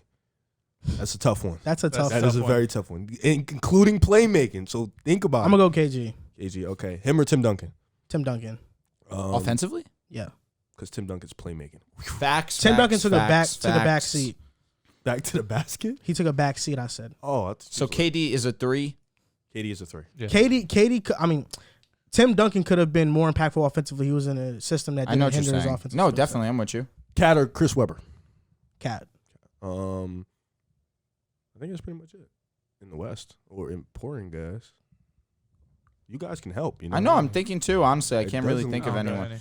Like Dwight, I would take Karl Anthony Towns. Offensively, Dwight clears. Yao Ming, Dwight, Cat clears. I think that's pretty much it. Amari Stoudemire, I would say Cat. Yeah, Cat fucking Cat. clears. Self creation. I'm thinking like Yeah. Chris Bosh. Amari was Cat. dominant. Cat clear. Chris Bosh is. They have the same skill set. He just doesn't have the numbers. Ugh. And even still, Cat's better Cat's shooter. a way better shooter. Yeah, that's pretty much it. So he's like, I would say like top 8. Of No, the top our- 6 in 2000 now. Top 6, big. That's fair. That's fair. I hope he has a great playoffs. Hopefully. He will. He will. You've been Not telling me worried that for a about it. minute. Oh, You you mean not? he just did? He didn't have a great. Oh my god. He played good, fine. What was his efficiencies? It was good. 48% from the field and 45% from 3. 45 from 3 It's is crazy. nuts. How many points? 22 and 11. So cute. And didn't he have a game where he dropped 6? I guess, Oh, yeah. yeah. And to average 22 is impressive. I mean, Cat is like that. He is Impressive. like that. What was his regular season numbers? 25 and 10.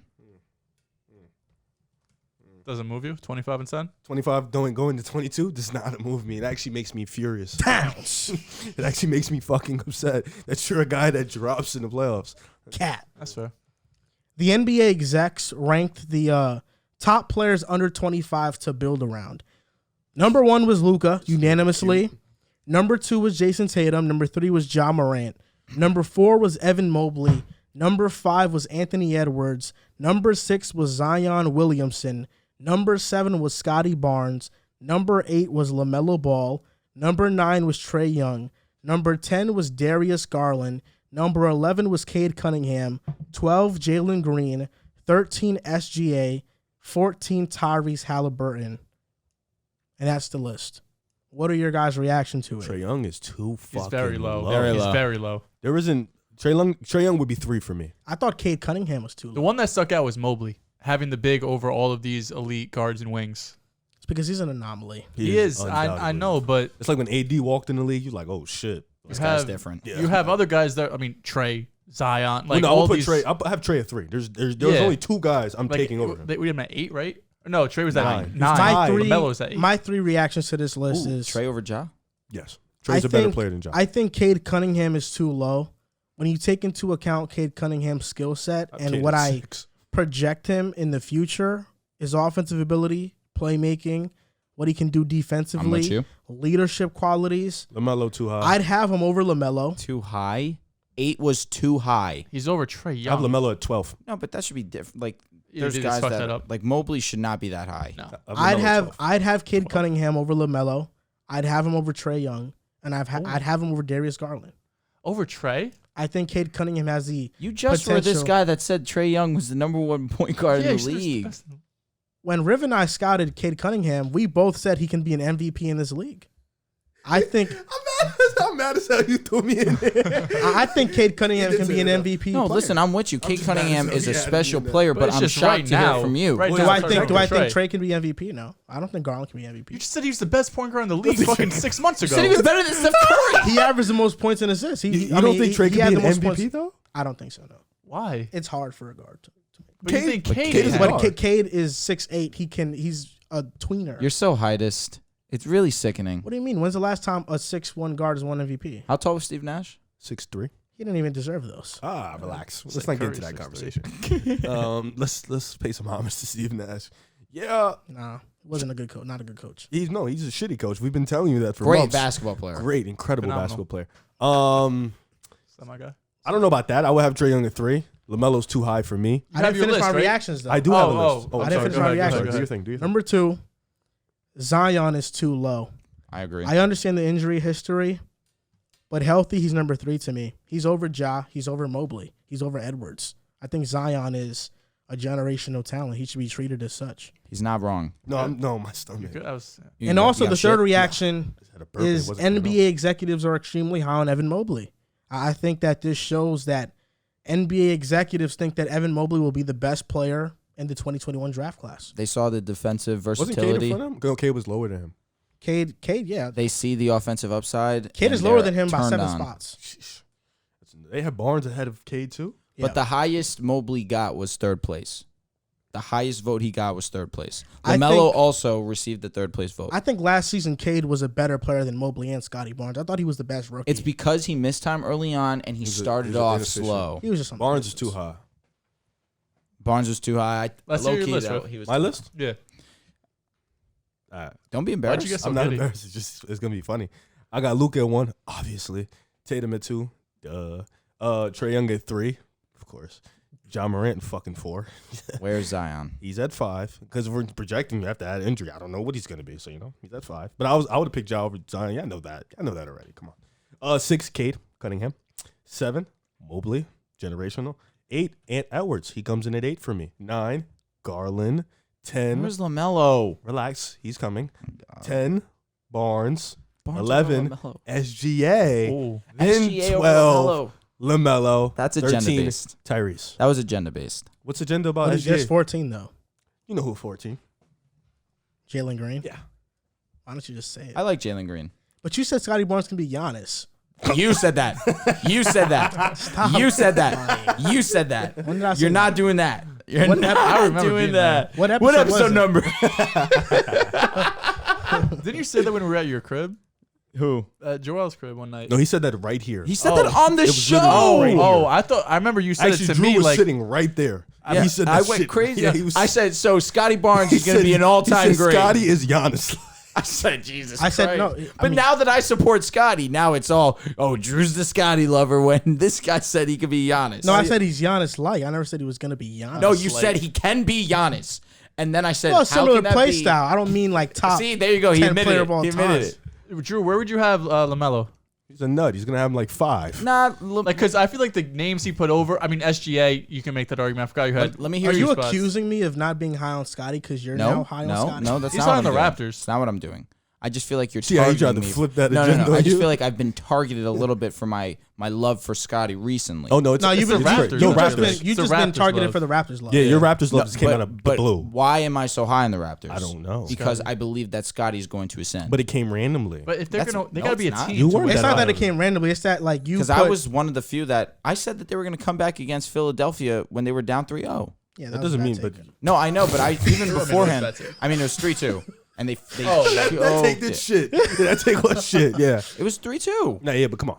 That like has never happened. I thought it was gonna. You see, you It's be trying to go 'cause Doc against Rivers. history too much. Doc Rivers is poop. Can you That being explain said, your but I was- LaMelo bullshit, please? Who do you have from 6 to 9? Cade, obviously. Mobley, duh. Ant, I don't think it's a question. It's not like Mobley. Mobley his is defensive versatility- fucking rational. Okay, we got to see the offense. He's defensively unbelievable. Ant Edwards. I mean, offensively, averaged 14 and 8. I mean, his Ant first Edwards year. at 8. LaMelo was top 20 in points, And in Garland total was- points. Garland and Barnes were and SGA were in Barnes, I front of don't know. SGA, I don't know. Who was the one before Barnes? Garland, but we go back and forth on Garland. and other That's things. that's really up in the air. I mean, SGA, he's a better player than LaMelo. I think right now. He's like clean a better how? player. Huh? Because he averages more points? No, he's a better scorer. I think he's a solid defender. LaMelo's a better playmaker. I'll give him that. That's easy. Better rebounder. Give me LaMelo. Because he has the size. Athleticism, it's close. But self-creation, it's not even close. No, absolutely. That's why the scoring is not in terms of self-creation and take over a game, I'm going to take SGA. I've seen him take over games for a team with Darius Bazley on the court. But a big knock on LaMelo was that he isn't a great shooter, and he's been a great shooter in the NBA thus far.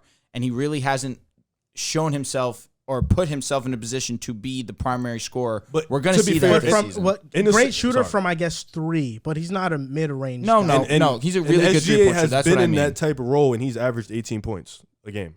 Okay. Like with Chris Paul and Dennis Schroeder. He's been in that role. He's put the numbers up that LaMelo has. LaMelo, with who you said? Chris Paul and Dennis Schroeder. So Chris Paul, but he's with LaMelo's played alongside Miles Bridges. They're all 20-point scorers. But Gordon Hayward. Okay, it's not Chris Paul. I know, essentially I'm my with point. you, but they're all 20 points. Oh, so now Chris Paul is this guy, right? This is funny. And this was also 3 years ago, right? 4 years ago? Yeah, when he had to. There's really not that big of a gap between. There's really not that big of a gap between Chris Paul and OKC and Chris Paul now. Just want to make it clear. Oh, you're nuts. There's really not. You're fucking nuts. That's CP3. This is CP0. Nah, that's there's CP3. a definitive gap. He deserves a big gap. He deserves to have his number retired. What do you mean? That was CP3. This is CP0. That was literally 2 seasons ago, bro. Yeah, he's shit now. Oh my He's God. shit, bro. Come on. I exaggerated. CP3 left OKC, and the very next year was the most important player on the Suns finals run. And then what we just seen, he just got dog walked. Putting that solely on CP3. It's really like I just we're specifically talking about CP3. It wasn't a good look. It wasn't. Drew, what names on this list that were above LaMelo would you change? Off rip. Let me take a quick gander. Because I feel like at the spot he was at, like maybe you move him 1 or 2, but it's not a lot of movement in those top 6, 7. Right now, it's understandable. I just think, listen, 6'7" is one of the better passers. Hasn't really even asserted himself as one of the primary scorers on his team because he doesn't. That's just not his skill set. And even still, top 20 in total points, top 15 in 3-pointers, top 10 in assists and steals per game. He's got the size. He can be good on defense if he commits. I have no doubt about that. I hold that belief for a lot of athletic basketball players. That being said, Scotty Barnes off year 1 to say that you'd rather him over LaMelo is incredibly rude to what LaMelo's done for the Hornets. For them to be to be in playoff contention. They weren't playoff team, yes. They lost to the Pacers. Yeah, the Pacers were a solid team. They lost to the Pacers. They were a solid team. Dude, the Pacers. Come on. They were a solid team. I don't even think they got it. LaMelo not the best player on the court when they play the Pacers? Say it one more time. Is LaMelo not the best player on the court when they play the rookie. Pacers? They lost to the Pacers, and the Pacers didn't get in. So think about that. They lost to the team that didn't get in. Help me. Who'd they lose to? This year? The Pacers. Damn it. I forgot. But the Hornets got destroyed this year. I think they lost to the Cavs, so I'm not mistaken. No. Cavs didn't get in. But it was 10-9, right? The Hawks we played talking about 2 years ago. 2 years ago. Oh. This year the Cavs lost to the Nets and the Hawks. Yeah. Yep. I think the Nets blew out the Hornets. The Hawks violated the Hornets. Because I don't know. I said the Hornets. They're fucking garbage. The Hornets is kind of hard. They need to change their name. Michael Jordan need to hire me for real. Bless you. Bro, bless. Honestly, the only one is Scotty. That's really the only one. It was as the of Wizards. Right now. The Wizards, yes, with Russ. The playing team and was the Bradley. Celtics, Wizards, Pacers, Hornets. Russ and Bradley. I remember. Were decent. I remember. I understand the Barnes. I mean, bless you too.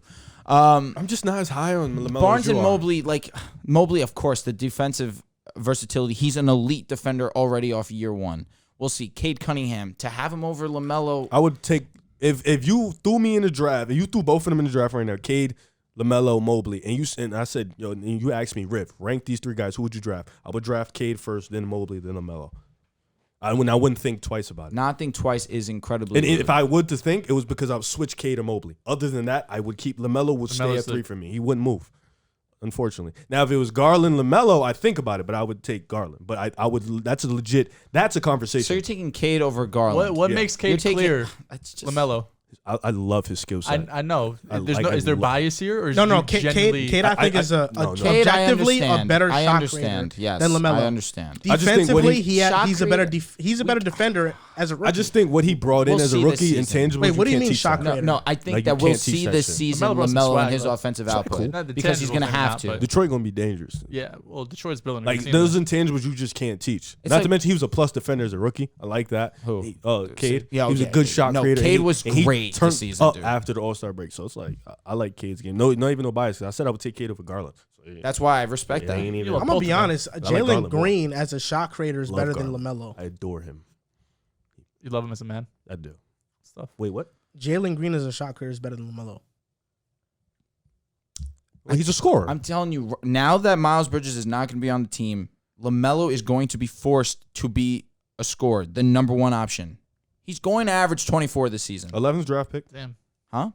They will get the 11th draft pick. You're saying, all right. Yeah, they won't fine. make it. Okay, I understand.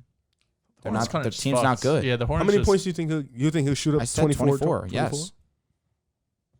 That's not crazy. No, I don't. He was already at 20. I think that's firm. Okay, 24. What is he going to improve Year on, though? three? Fuck the numbers. What is he going to improve on? Just being more aggressive. Just having more attempts.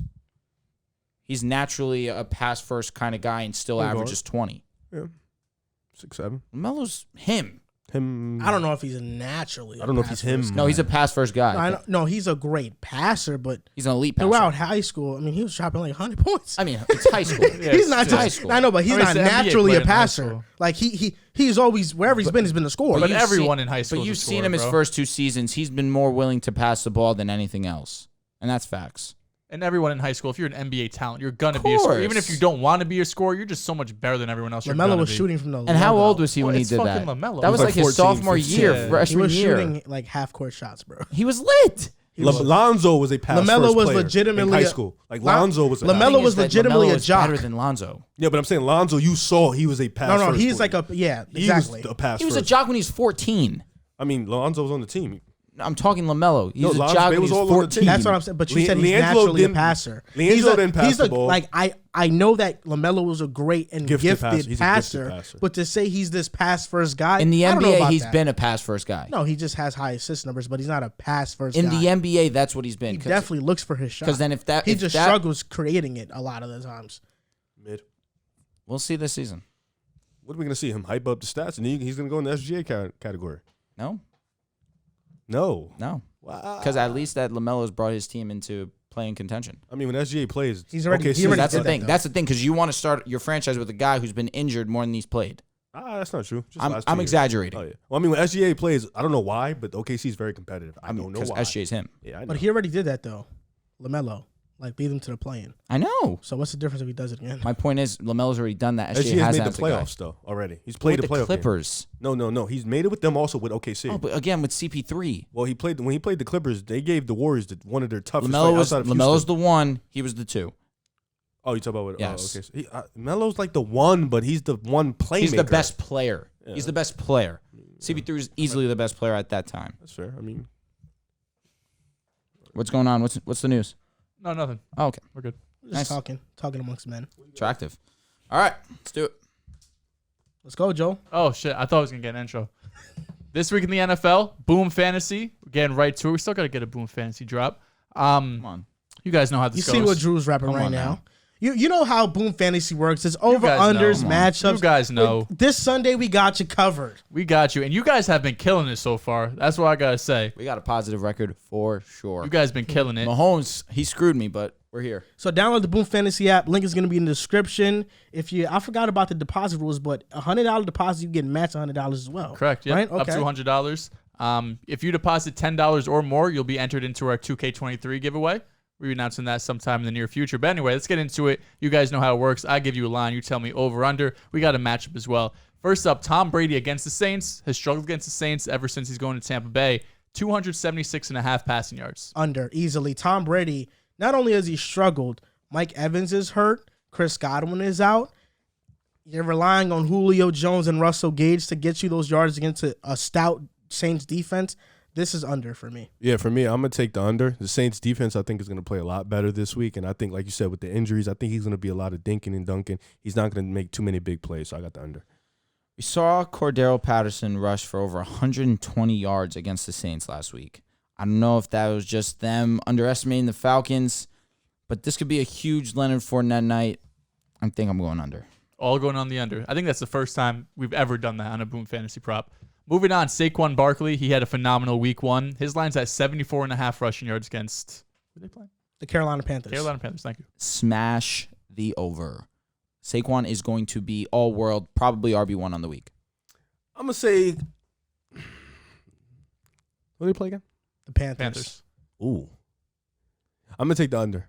Yeah, I think Saquon, based off week 1. Nick Chubb rushed for, I think, 140. 130, yeah. Nick Chubb is better than Barkley. Oh, my God. The offensive line is clear, too. Oh, my God. What the fuck? Nick Chubb is better. Than Saquon? Yes. Nick Chubb is better. Coming into the season, you would have said that.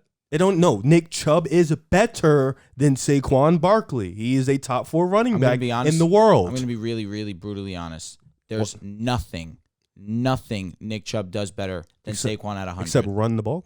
Give me Saquon. Okay. It's not a clearing. No, that's fine. Nick Chubb clearly is better than Saquon Barkley. It's like clear. There's nothing he does better. Okay, one guy's a top 4 running back. The other guy's still trying to get his You're really legs back. saying this after like one game, bro. That's what I'm saying. Like coming into the year, we would all agree. Saquon's Nick Chubb. best season is better than Nick Chubb's 4 best years ago. season. No, for sure, without a doubt. I don't care about that. Who's consistently shown me that they can dominate? Nick Chubb. And all right, that's fine. We'll see. What do you mean we'll see? Yeah, it's been one game. No, because I know Saquon Barkley is going to be amazing. We'll see. You got Evan Neal and Andrew Thomas on the outside, which is look at Nick Chubb's offensive line. It's very good. It's been good. Of It's course. the best in the league. No doubt. It's Top doggy. 3. And that means nothing to me because Saquon Barkley now has great tackles. He has You're relying on a both rookie sides. for 16 games. Evan Neal was great week 1 against one of the better rush You're defenses relying of on last a rookie season. for 16 games. I'm relying on the Browns' offensive line, who's been great. Man, Tristan for the past Wirfs was 2-3 a years. rookie, and he was he all pro that year? I'm honestly asking. I don't know. Yeah, he definitely was a Pro Bowler. That's fair. Yeah. Like He was a dog. we've seen You're rookies still come in relying. and dominate. It's Evan Neal's fine. not Tristan Wirfs. No, I'm just saying. You're saying I'm trusting a rookie, but Evan Neal was great week 1. He was great with one, so I'll give you that. This is a very tough line. This is one that's having me think because the Panthers' defense is better than how they performed against Cleveland. I understand they let up a lot of yards to Nick Chubb and Kareem Hunt, but their offensive line is elite. I don't know. I struggle with this one. Saquon had a good week. I'm going to go the over. I'm going to Nice. go the over. Going Good the call. over. Good call, kid. Our last I did pick over the under. over, by the way. Huh? I did. You picked the under. Pick the over. He said under. I'm No, tripping. I said over. I thought you said under. No, I said over. He just got mad. No, I'm not tripping. I know you said under, No, I but you said can over. change it. No, I said now I'm gonna stay at under, but I did say over, and I put that on my son. I said over. Well, your And now I'm son, gonna say R.I.P. under. Oh, You lied. Wow. You slide on him. you're sick. You're going You to slide hell. on him. You're going to hell. You just slide on your son. Go to hell. Oh, that was Under. insane. Under. Okay. And I hope they fucking lose. No, they're going to lose for sure.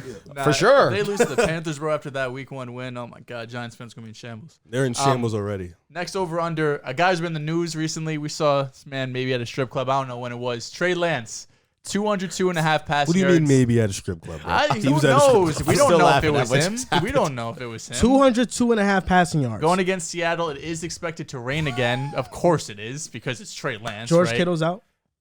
He's playing. I think He's playing. He's playing. Really? He just logged the practice today. It's been reported already that he's expected to play. Okay. This is tough because I don't think Kyle Shanahan fully trusts Trey Lance. This just might be a run-heavy game. I'm going to go the under on this one. I'm gonna go over. Before it was pissing rain in Chicago, he was at 125 at half, I believe. I think that this is an over for sure. It is gonna rain. It is the Seahawks. Seahawks do give the Niners fits though, but Russell's not there. I'm gonna say Trey Lance. I'm gonna take his over. I think he won't get it over on no crazy shit, but I think he'll slightly get over. And then the last one we have a matchup. You guys remember how this goes. We have 2 players. You tell me who gets more of this stat. Now, at first glance, it might seem crazy because we have one guy that we look at as maybe a top 10 running back in the league and someone who's not. Najee Harris versus Damian Harris. Wow, the Harris brothers didn't think of that. Najee Harris versus Damian Harris. Damian Harris is getting +2 yards here, so a little bit of a difference. Najee, of course, had that injury week 1. So who do you guys got? This is tough because the Steelers' offensive line absolutely gets no push, and Najee's yards per carry is atrocious. The only thing that's making me lean one way over the other is that it's a split backfield between Damian Harris and Ramondre. Damian Harris was really good week 1. And Ramondre was had the least amount of snaps He out was of the not. 3 running He was backs. not that great. I'm actually going to lean Najee solely by opportunity. I'm going to go with Damian Harris. I think that the Steelers' run defense last year wasn't very good. I trust the Patriots' offensive line better. I'm going with Damian Harris. I'm going to take Damon. I think with the way the Patriots, their offense, their wide receivers, they don't have any wide receiver room. It's going to be tough. So I think they're going to have to run the ball a lot. And Mac Jones looked really shitty last week. So I'm going to say Damian Harris. That was over-under matchups presented by Boom Fantasy. Use the link in our bio to download. Get entered to 2K23 giveaway. You get a 100% deposit match up to $100. You can win some money on Boom Fantasy. Go on there and link, man. Yeah, over-unders and the over-unders are really cool. I think the matchups are what makes it because I love picking between a player and another player. Yeah. It's always That's cool. basically us. It's basically Would You Rather, Yeah, right? that's basically Would us. You Rather. Unfortunately, no Would You Rather for today's show. Yeah, we got I it. knew we were messing something. I'll tell you what, man. It's been a while, man. We did it What? Oh, no, we last did 2 week. episodes. Bobby Wagner and Gabe Davis. Yeah. We'll do it again. That wasn't last episode, was it? 2 episodes ago. 3 episodes. Need my fix, man. Jared Week Goody really 2. clears. Now, on to the last segment of the show. Week 2 fantasy starts and sits. Now, I'll go first.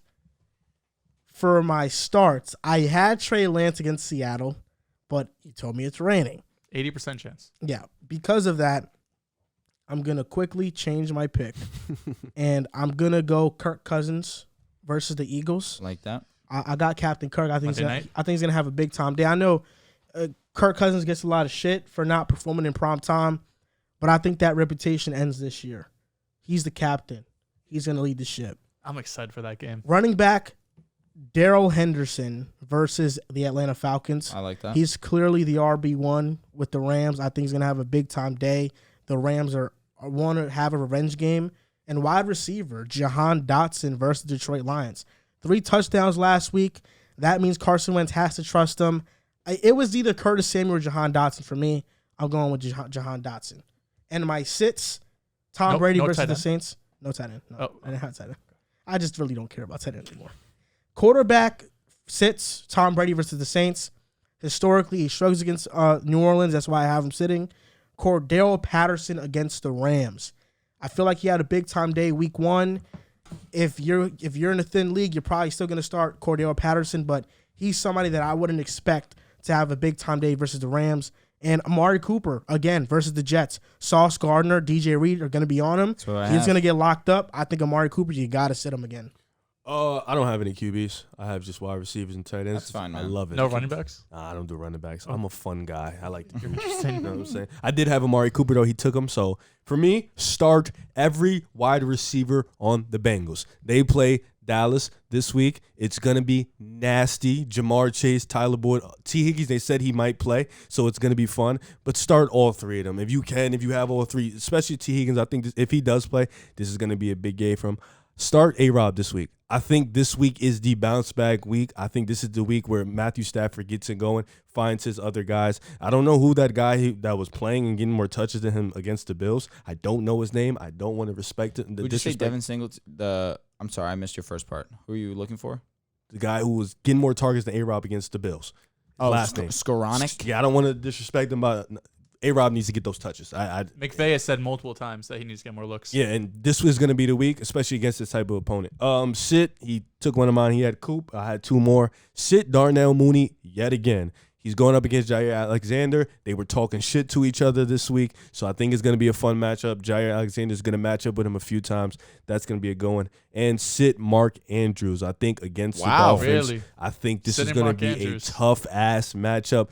The Dolphins' defense can play a lot better. I know it looked like they played, but they could play a lot better than what they played last week, and I think this is going to be the defense. This is going to be a defensive game for both teams, Ravens and Dolphins, both elite potential defensive groups, and I think it's going to be fun. So those would be my sits. All right, so my starts this week. Last week, I had Carson Wentz as one of my starts of the week. That was a good start. And once again, I'm making Carson Wentz my start of the week. What could possibly go wrong? Against the Lions, where we saw last week Jalen Hurts just able to do whatever he wanted on the ground, through the air. He was electric. I'm expecting Carson Wentz to follow suit. His weapons are really good, and he's utilizing every single one of them. Like Joel mentioned, Curtis Samuel, Terry McLaurin, Jahan Dotson, a little bit of Logan Thomas, a little bit of Antonio Gibson. Carson Wentz is going to see them all, and I think he's going to thrive once again. My running back, Flashy name, of course. This is an obvious one, but I want to double down, make sure that we understand that he is my start of the week. Could potentially be top 2, top 3 RB this week. Javonte Williams against the Texans. We saw him have a plethora of work through the air, saw 12 targets. Didn't see that much work on the ground. I believe he only saw 7 carries. But against the Texans, where obviously it's Jonathan Taylor, arguably the best back in football, he had over 100, had a touchdown on them. He dominated. And I'm expecting the Broncos to have their way, whether it's Javonte through the air or on the ground. I think Javonte is going to have an absolute feasting. Javonte is second in receptions in the league right now.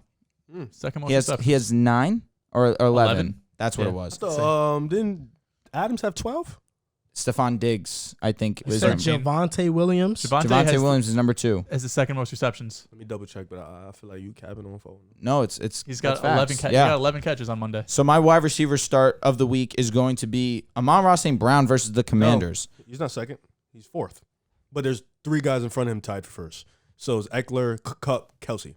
Kelsey. That's who it was. Oh, wait, no, Eckler doesn't count. He just they play. It's just Kupp. It's just Kupp, and then I got you. AJ Brown was at 10. He saw hella targets against Seattle. So my wide receiver start of the week is going to be Amon-Ra St. Brown versus the Commanders. Christian Kirk absolutely went berserk on them. Amon-Ra St. Brown, is better than Christian Kirk. It's not even a question to me. I think that Amon-Ra continues that trend of eating against the Commanders. My tight end start of the week is going to be Pat Freiermuth. Now, last week, ironically, I made him my sit. Now, this week, I clearly evaluated that Mitch Trubisky, when he's pressured, one of his first reads is seeing Pat Freiermuth. I think that the Pats are going to focus on Deontay. They're going to focus on Najee Harris, and it's going to allow Pat to be open in space. And Mitch Trubisky clearly favors Pat Freiermuth, so I'm expecting him to play well. My sits. Quarterback Ryan Tannehill versus the Bills. The Bills made Matthew Stafford and the rest of that offense look basically irrelevant. I'm expecting Ryan Tannehill to, where he showed some flashes against the Giants with limited weapons. I think that definitely does not happen versus the Bills. My running back sit is going to be Breece Hall versus the Browns. The Browns really halted Christian McCaffrey. He only had 10 touches on the ground, but only for 33 yards. Really wasn't that efficient on the ground. He had one play that Baker fumbled the snap. He picked it up and ran it, but they counted it as a fumble, so it didn't accumulate as yards. But really, CMC struggled to get it going, both in the pass game and the rush game. And Breece Hall, where he definitely thrived in the pass game last week, I don't know if I can trust him this week against the Browns. Overall, I just think it's going to be an ugly game. My wide receiver sit was Amari Cooper.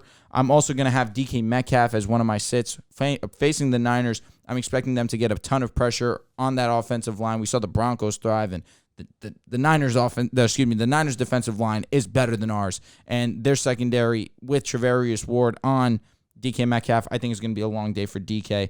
And my tight end sit is going to be Dalton Schultz with Cooper Rush as the quarterback facing the Bengals.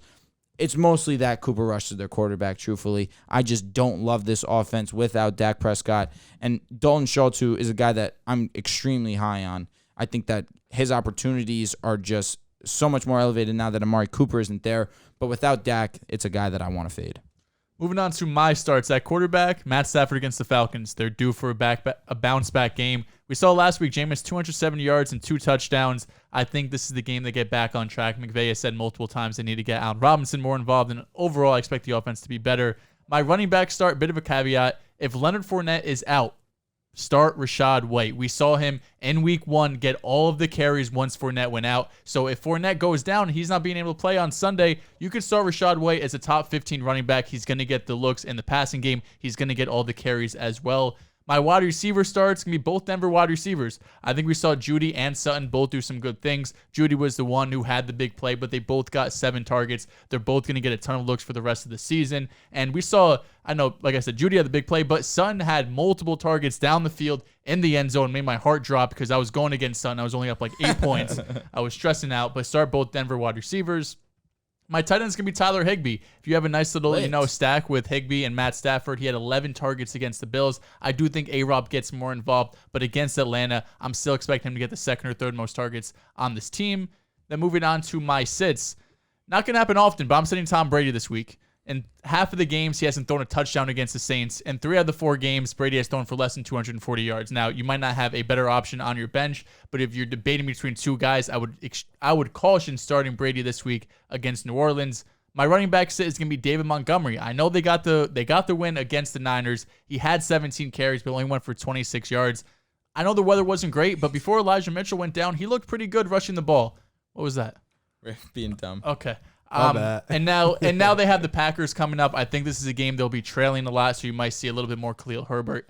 Moving on to wide receiver sit, it's going to be Brandon Ayuk. Another game it's supposed to rain. You're going to start Debo, of course, because he's going to get involved in the rushing game. But right now, I need to see this offense. What is it going to look like, right? Is Brandon Ayuk going to be a startable player? Is he going to be somebody you could even start in your flex? So right now, it's a wait and see. And then lastly is going to be Hunter Henry. He's someone you need a touchdown. That's the only way Hunter Henry is going to be reliable for you. And against Pittsburgh, I'm expecting a low-scoring game. I don't think either offense can get much going. Offenses. So I see Hunter Henry going for like 3 catches for 27 yards.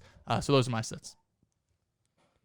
Before we end off the show, some breaking news, right? Lakers signed Dennis Schroeder. Yep. But also, according to The Athletic, the Lakers are strongly considering benching Russell Westbrook. Like completely? Yes. Six he man? won't play. Like 6 man. But this is what it says in The Athletic. Bringing Russell Westbrook off the bench is being strongly considered. So he can just run the second Athletic. unit. I'm cool with that. That's fine. That kind of He can run the second unit, do what he wants. Is Westbrook going to be open to it? probably. Not. It'll be the first time he's coming off the bench since his rookie year. He can win 6 man a year. I'm putting that stock in. Mojo. Not in basketball yet. They're going to be in basketball, though. In the works. I'm putting that stock in, though. He'll get the smooth 15, 8, and 8 off the bench. Yeah, give me the 6 What do you think, Drew? Yeah, what do you think? Listen, I'm fine with it. I think right now you have Dennis Schroeder, Pat Bev, Austin Reeves. Like, that's the guards right now, which defensively, not bad. Offensively, could use a little bit of work, but at the minimum, Austin Reeves could shoot. So can Pat Bev, LeBron, AD, Thomas Bryant. I don't hate it, especially with Russ coming off the bench with where he can be the general of that second unit. Makes sense to me. I like it. The Lakers are eyeing also the Jazz's big 3 of Bogdanovich, Jordan Clarkson, Turn, months. and I forgot somebody else. I forgot who it is. Baby. Malik Beasley. Yeah, Malik Beasley. That'd be great. Are you giving up the first? Like, what's going on here? I would give up both of them and Russ. Give me Bogdanovich. They don't want fucking Russ. Do they need it for a contract, maybe? I said it one more Do time. they need it for like money to match the money? I think that's what it is. But ultimately, I just need Russ. Unfortunately, like if it means we're getting Bogdanovich and we're getting Clarkson and we're getting Malik Beasley, it's just less. needs. We like if it's needs, and that's exactly what we need to do as an organization. That's a championship team. I know. Honestly, God, You dead ass. If they get those not 3 cap. players, No, I just know how he is. no, that's a championship team. Championship just team, still so long depends as on Anthony AD, Davis stays healthy. Yeah, that's a championship. It's team. always been on AD. That's a It's good never line, been. a good spacing lineup. Yes. But Hell yes. it won't happen. Hot take: Malik Beasley's better than Buddy Hield. That's not a hot take. They are around the same level. Dennis I'm with Schroeder it. really comes off the streets and starts for the Dennis Lakers. the team. Menace. Kid's back. He was you so thought you ass had on one the there just Celtics. now, didn't you?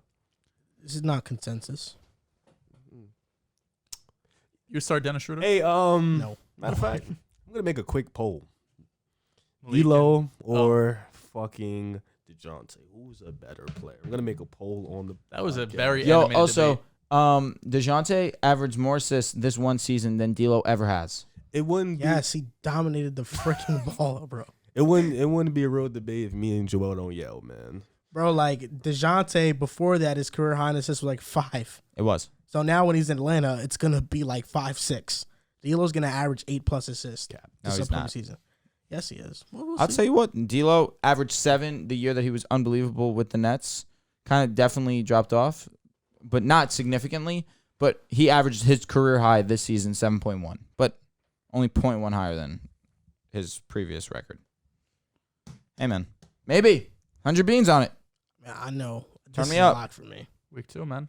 We're here. This is going to do it for episode 211 of the Pick a Side Podcast. You can follow us on Instagram and TikTok at Pick a Side Podcast, on Twitter at Pick a Side Pod. And don't forget to rate and review our podcast. It helps us out a lot. Thank you guys for listening and or watching, and we'll see you next time.